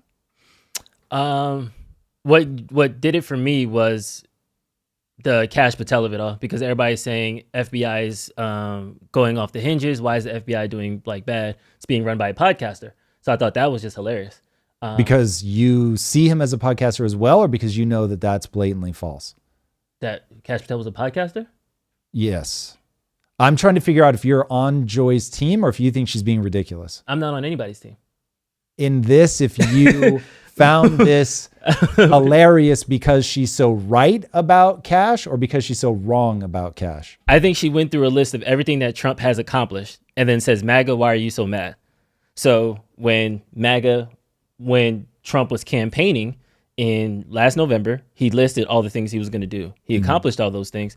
And yet, instead of people recognizing, yes, we got what we wanted, the goalpost is now moved. So specifically for the FBI, I just think I think Kash is an easy punching bag. So call it punching down. But I don't think Kash Patel is doing a right job at the FBI, because everything he said he was going to do when he gets into the FBI, he hasn't done. That's wild. I'll give you that. He released information. But going after him for not being qualified, I think, is weird, because his pedigree is pretty impressive. Okay. It's not FBI, but it's things in like the Department of Defense and other areas where he's got. It was like when you read his resume, you're like, oh shit, like this guy has been deep in politics, in things to do with the State Department and stuff like that for a while. Somebody will have to put the specifics, because I don't remember the specifics. So he has the merit to do it. Yeah, for sure. Now, okay, to your point, he said, we're going to give you the Epstein files on day one, and that clearly has not happened. There's something, I don't have any facts, but there's something uber sus about Epstein, about Tyler Robinson, the Charlie Kirk shooter. So it's like, there's admittedly something weird going on. But the other stuff, I'm just like, I don't know. This doesn't feel unhinged. I'm surprised that this one has gained a bunch of traction. If she wants to know why the right are quote unquote mad, it's going to go something like this. You're saying that right at a time where the right has just taken a big emotional punch that many of the people that she's probably thinking about knew Charlie personally. And so they're going to be in their feels. And as they're understandably in an incredibly emotional state, and we're in a populist moment where everybody's teamed up and we just want to fight anyway, you're going to see that. Now, prior to Charlie Kirk being assassinated, I would say that the right was doing victory laps, maybe far too early, but nonetheless taking victory laps. So the sudden question of why are you so mad in this exact moment feels pretty obvious. Mm. She didn't really mention the Charlie Kirk thing. It was just no, but she's saying, why are you mad? And I'm saying the emotional tenor, depending on when she made these statements, presuming in the last week, the emotional tenor of the right now, where you've got people like Steven Crowder, like legitimately voice shaking, like we've got to back ruthless, legal, defensive violence. Mm-hmm. He's so mad because of what happened to him and Charlie Kirk. So like that one is self-evident. I haven't seen anybody right now doing what I would call angry affectations that aren't about Charlie. Now, if I'm missing something, by all means, of course, I'll update my thinking. But yeah, if you're asking why the right is so mad right now, it's about Charlie Kirk. Yeah. Do you think I'm missing something there? No, it wasn't. I didn't want to make this a Charlie Kirk conversation. I wanted to make this we're a state of the right conversation. But if it didn't hit. On to the next one. I got plenty of those. Let's go. Boyfriend. So this is relationships. Why I will never have a boyfriend again. This is just where I'm at and how I'm approaching dating at this stage in my life, especially as a single mom and someone who's really intentional with my energy. I've decided that I don't do the whole boyfriend, girlfriend thing anymore. To me, that language, guys, it feels a bit high school. I'm not interested in being anyone's girlfriend. What I'm interested in is being a wife. And for me, it doesn't make sense to give someone exclusive access to me unless there is a formal, tangible commitment, as in I am engaged or married. Think about it. When you go to a doctor's office, I would need her to define terms, because if she's saying something along the lines of, I want to be able to sleep with a bunch of other people if we're just in this unofficial state. Hey, if the guys are comfortable with that, fine. Like, do your thing. What I would encourage her to realize that relationships are like the trial period for a real relationship. And it's such a complex thing to figure out if you really have chemistry, if you guys share values, all that stuff. If she's saying, I want to save myself until marriage and I'm not going to give you access sexually, I totally get that. Do your thing. And if it works, wonderful. But I think she's going to be hard pressed, unless things have changed even more in culture than I realize, to build a bond with somebody while sleeping with a bunch of different people, both of you presumably sleeping with a bunch of different people. And then it just becomes a little bit game showy about like, right up until I propose, we're all like sleeping with other people. I don't know, that just strikes me as very weird. Certainly does not match what I know about human nature. Mm-hmm. But to me, like, as long as things are clearly defined and we say, hey, listen, this is the thing that makes us officially together. Until you propose, I will leave my options open. It is very possible I will sleep with other people. I will communicate that to you so that you're not surprised. Cool. Like, if everybody's consenting, everybody has their eyes open, go for it. I just don't think it's very realistic. I have a follow-up, but I'll let her finish her thought. Let's go. When you fill out a form, you only ever see 4 options: single, married, divorced, or widowed. That's it. There is no girlfriend or boyfriend box. That's not even a real status. So until I am engaged or married, I consider myself single. Not in a careless way, but in a conscious and empowered way. Because here's the thing. I don't believe that men need exclusivity in order. There are definitions that mean something to her that I don't understand. But I think one of the things that we have completely lost as a society is an understanding of what a real partnership is, like what it means to be truly in a relationship with somebody. it's become so like on to the next, so adversarial that people are not looking for a way to increasingly share your life with somebody. You don't start off on day one, like with a complete merger, sharing bank accounts, telling each other your deepest, darkest desires and secrets. It's like, you've got to earn that level of trust.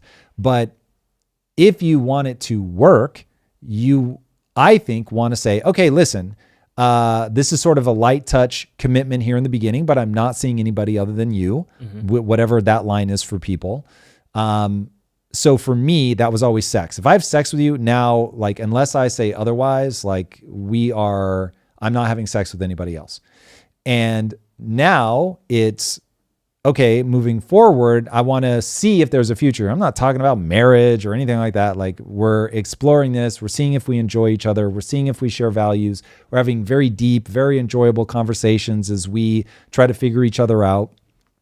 And then obviously you start with the I love you. So for my generation, I guess, I can't believe that I'm that old. But for my generation, you would say, I love you. It was very much a trial balloon. It was, you hoped you heard it back, but you never knew if you were for sure going to hear it back or not. And if you got it back, then it was like, okay, clearly the relationship now has moved into another realm. And now we're in the I love you part of our relationship. Then you would start trial ballooning like, oh, it'd be crazy if we had kids, or oh, it'd be crazy if we got married someday. Like, wouldn't that be weird? And then you see how they respond. Oh, whoa. Like, who's talking about that? And so you get these landmarks of where you're at in the relationship with trial balloons. And before I proposed to Lisa, we had talked about, in that sort of like really opportunistic moment, a little bit playfully, so that I have my exit ramp if I need it, but okay, you leaned in, like, oh, I like that. I like where this is headed. Yeah. And so we had probably talked about that 3 or 4 times before I decided I was legitimately going to propose. And so I don't know, there's something about like all of this stuff, in terms of there are going to be a lot of phases as we march through, that it's understandable that we need to get to know each other, that I'm going to say, I'm not going to look over your shoulder for something better. That was a real key insight for me when I was young, was like, there's something horrible about that person looking over your shoulder to find the next person, which is exactly what dating apps allow you to do nonstop. Like, if I were dating somebody, I would feel some kind of way, depending on where we were in the relationship. I'd feel some kind of way if they were still on a dating app. And because that's them just leaving their options open, looking over my shoulder. At some point, it's like, I really want to explore this, is just an effective strategy for seeing if there's really a there. And it seems like we've lost that.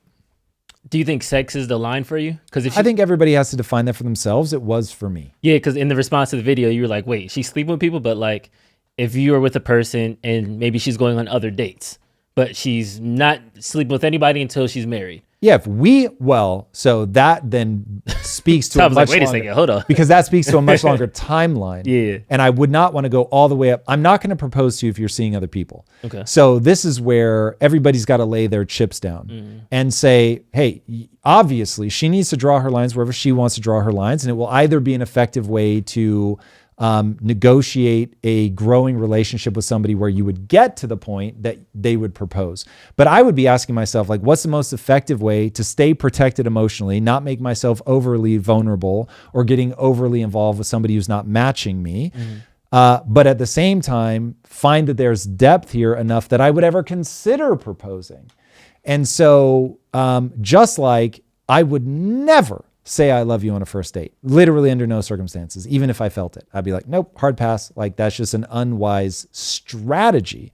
And so I'm going into these things being strategic. My goal is first to figure out if there's a relationship material here. Then it's like, do I love this person? Then do I want to propose? I mean, I guess sex is in there somewhere.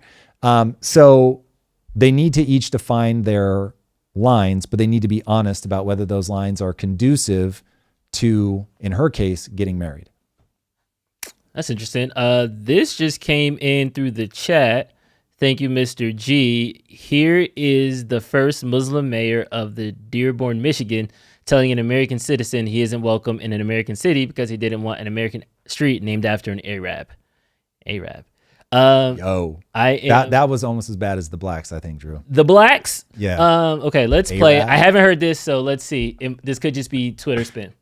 I mean, Hezbollah, bombed the embassy in Beirut, and including many Americans. So I just feel it's quite inappropriate. You are an Islamophobe, and although you live here, I want you to know as mayor, you are not welcome here.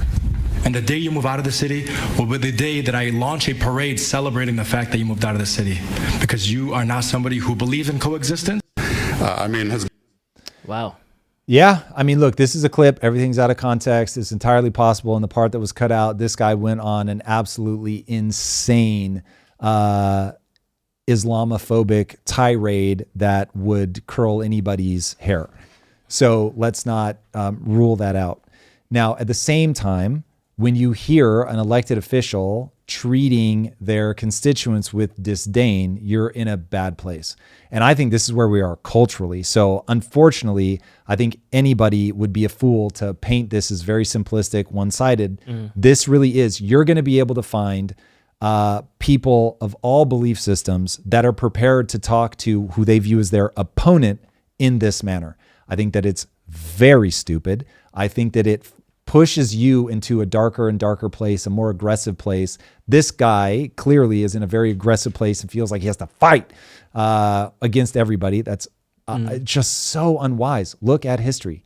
So what I would have loved to have seen, if this guy really did say something that was truly Islamophobic, then I would want to see that part of the video, first of all. And then second, I would want for him to lead with, it's possible for us to find common ground. Like, oh God, is his name Daryl Cooper? Do you know Daryl Cooper? If I'm getting his name, oh fuck, is that the podcaster? That's the podcaster. There is a black guy that will go into like KKK meetings and he'll try to talk them out of the KKK, and he collects their hoods because he like, oh God, we got to look him up. Yeah. I'm convinced his name is Daryl, but I could be wrong. Daryl Davis. Thank you, Tanner. So Daryl Davis, if Tanner can be believed, Daryl. Yep. So this is what I'm talking about. He does not shout them down. So I haven't researched him enough, so maybe I don't know his full tactics, but it's my understanding that like he meets people sort of where they're at and walks them over to finding the humanity in him and other people, like wanting to understand their story. Like, how did you end up here? It's just so much smarter. Like if you do that, you've actually got a shot of backing somebody out of those beliefs. Not everybody, of course. Like some people are just too far gone. They don't have the intellect, whatever. But Daryl is proving that you can walk people out of the most hateful rhetoric, but you don't do it by telling them that you're an idiot, you're a moron, whatever, you're not welcome here, all that is going to dial things up to 11. So everybody needs to find that place of mutual understanding, mapping of values, and then figuring out where do we actually have common ground. Because boy, oh boy, if you've already got somebody in America, they're an American citizen, they're an elected official, they're there to stay. And I personally don't want to live in the world where we're trying to boot out either one of those guys. So even if the constituent really had an unhinged Islamophobic rant, I'm not in the world where I'm trying to deport him, even though I think that would be deplorable. I hated the way was he a mayor? Yeah, mayor. I hated the way the mayor was acting. Hated. I can get a read on his worldview from the way that he interacted with. Hated it. I don't want to be in the business of deporting that guy. So this is why, because anybody paying attention to what I say about be careful about who you let immigrate, hopefully you've also heard me say, but the people that you've let legally immigrate, like that deal is done. If they're a citizen, that deal's done. Like I don't want to see people going down that path. So now we've got to find a way to mutual understanding, moving forward together. Not wanting to see anybody, even if they're on the side that we agree with, not wanting them to say assholey things. Isn't this your fear with the immigration problems that are happening right now, that we're going to have large countries governed in a way that this exchange happened, where you're going to have somebody who's come in and now is the political leader over a territory, a region, a state, who doesn't have values that align with the constituents that are within it? Sort of. You said words that I agree with and words that I disagree with. So to really shorthand my stance, every country needs to be hyper aware of the fact that people will kill for their values. So if you import a bunch of people that don't share your values and they have no interest in assimilating on a long enough timeline, when they get a big enough power base, they will fight over their values. Case in point, Jews immigrated to what is now Israel. And at the time they were a minority. They stopped being a minority and they took over the place, and guess who's killing each other? So that's what happens. Americans rolled up to the shores of Native Americans and we started killing each other. That's what happens. And so now, UK, if you're going to import people that want Sharia law, not secular Muslims, people that want Sharia law, now you've got a problem. So every country has to think about that, because that country will break into violence. They will have either pockets of violence, which is already bad enough, or it will go all the way to national identity based on race and violence. So that's the thing that I'm trying to avoid. And I'm just trying to be honest about it. So I don't know enough about either of these people based on the clip to know if either of them are racist. I just know that the clip was cut to make the mayor look bad. I don't know enough about the context to know if I could understand why he got emotional. It will always be bad and stupid for an elected official to talk like that to a constituent, no matter what, even if the guy was giving an unhinged racist rant. That's still not what you want out of your elected officials. So many elected officials react like that, though. That is not unique to him. So that's where we have to draw lines. Drew likes to remind me that there's no nuance on the internet, so I don't expect this to land, but that's how I see it. No, because I was trying to lay it up because I thought this would be like a layup for you, because I feel like if we expand this timeline around the larger area, so now we're talking about the if that guy, if the mayor secretly just doesn't like white people or secretly just doesn't like Christians or whatever, then yes, it is an exact expression of values gone awry. No, even what they were talking about specifically, because they were going to name the street Hezbollah, and then the pastor was saying Hezbollah bombed people that hurt Americans. I don't think an American city should be named after somebody who, quote unquote, terrorized Americans. And then that's when, I don't know if there was a more meager response, but then if the mayor then responds. Yeah, all I'm responding to is I know better from clips that have clearly been edited to say this is like jump on it. So let's run the thought experiments. If the constituent is just saying, listen, this doesn't represent values that I believe in, and then the mayor responded the way he did, fuck the mayor all day long. Clearly, he does not have the emotional control or a desire to understand his constituents, to recognize that he serves the people, all of that. And then you have a real problem with him. But I have to do it as thought experiment because I don't see enough in that clip to feel like I'm seeing the full picture. But yes, from what is Tom Bilyeu worried about with importing Islamists who believe in Sharia law, that exact kind of thing. Hey, fuck you. This is what we're going to do. Collision of values, and those two societies end up colliding. America has a culture. I don't want to see us import people that don't want to adopt that culture. I don't need us to only import white people. Let me be real fucking clear. America is not just a bunch of white people. So, but I do want to see us be extremely thoughtful about value system matters, desire to integrate into the American way of life matters, and any culture that's coming here to make us more like them is a problem for me. So I don't care what their culture is. If you're trying to make us less American and more fill in the blank, more Albanian, I have a problem with that. More Guatemalan, I have a problem with that. So you come to America because you want to be part of the American experiment.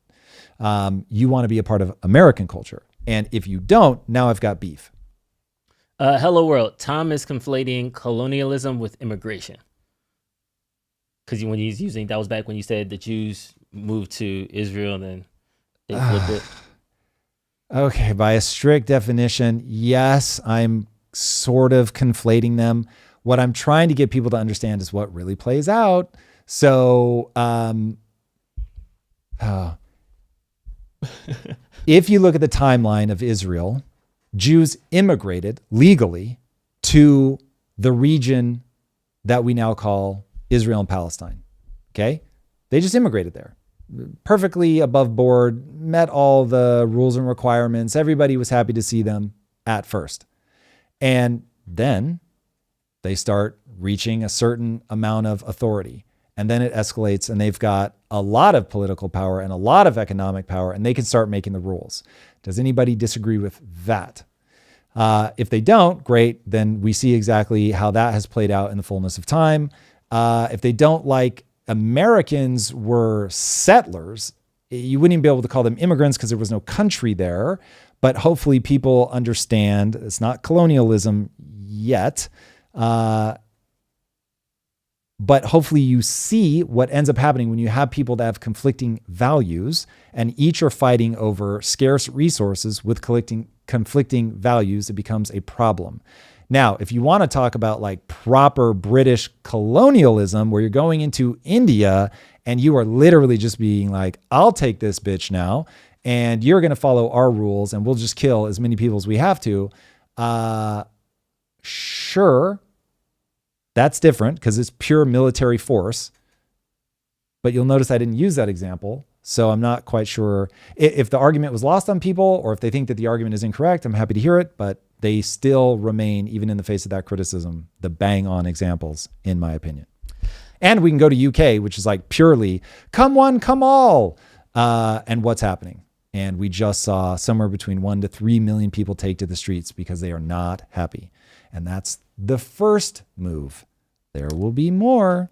All right, we're getting to that time. Again, thank you to our sponsor, Ground News. We appreciate you guys. And we got some things coming up, right, Tom? God bless Ground News. We do indeed have things coming up in the Impact Theory universe, Impact Theory University universe, I should say. So if you are making over $1 million, I have something coming up for you this Tuesday, September 23rd at 1 p.m. I'm going to be doing a workshop around leadership. This is free for anybody that signs up. So click the link, but you do have to register to attend. The link should be in the description. Sign up right now. Again, this is Tuesday, the 23rd of September at 1 p.m. Pacific time. These workshops have been extremely popular. We've gotten a huge response out of these. This one's going to be on leadership. I've done this one before. I think that it is very valuable information, but this is for our scaling program, what we call $1 Billion CEO. So you do have to be making at least $1 million already to qualify for the program. But if that's you, come on in. We would love to see you. Again, that's this coming Tuesday at 1 p.m. Pacific time. All right. Again, shout out to Ground News. Very, very grateful for you guys and to all of you guys for being here. Eternally grateful. Thank you guys so much. Have a wonderful weekend and we will see you guys all next week. Peace.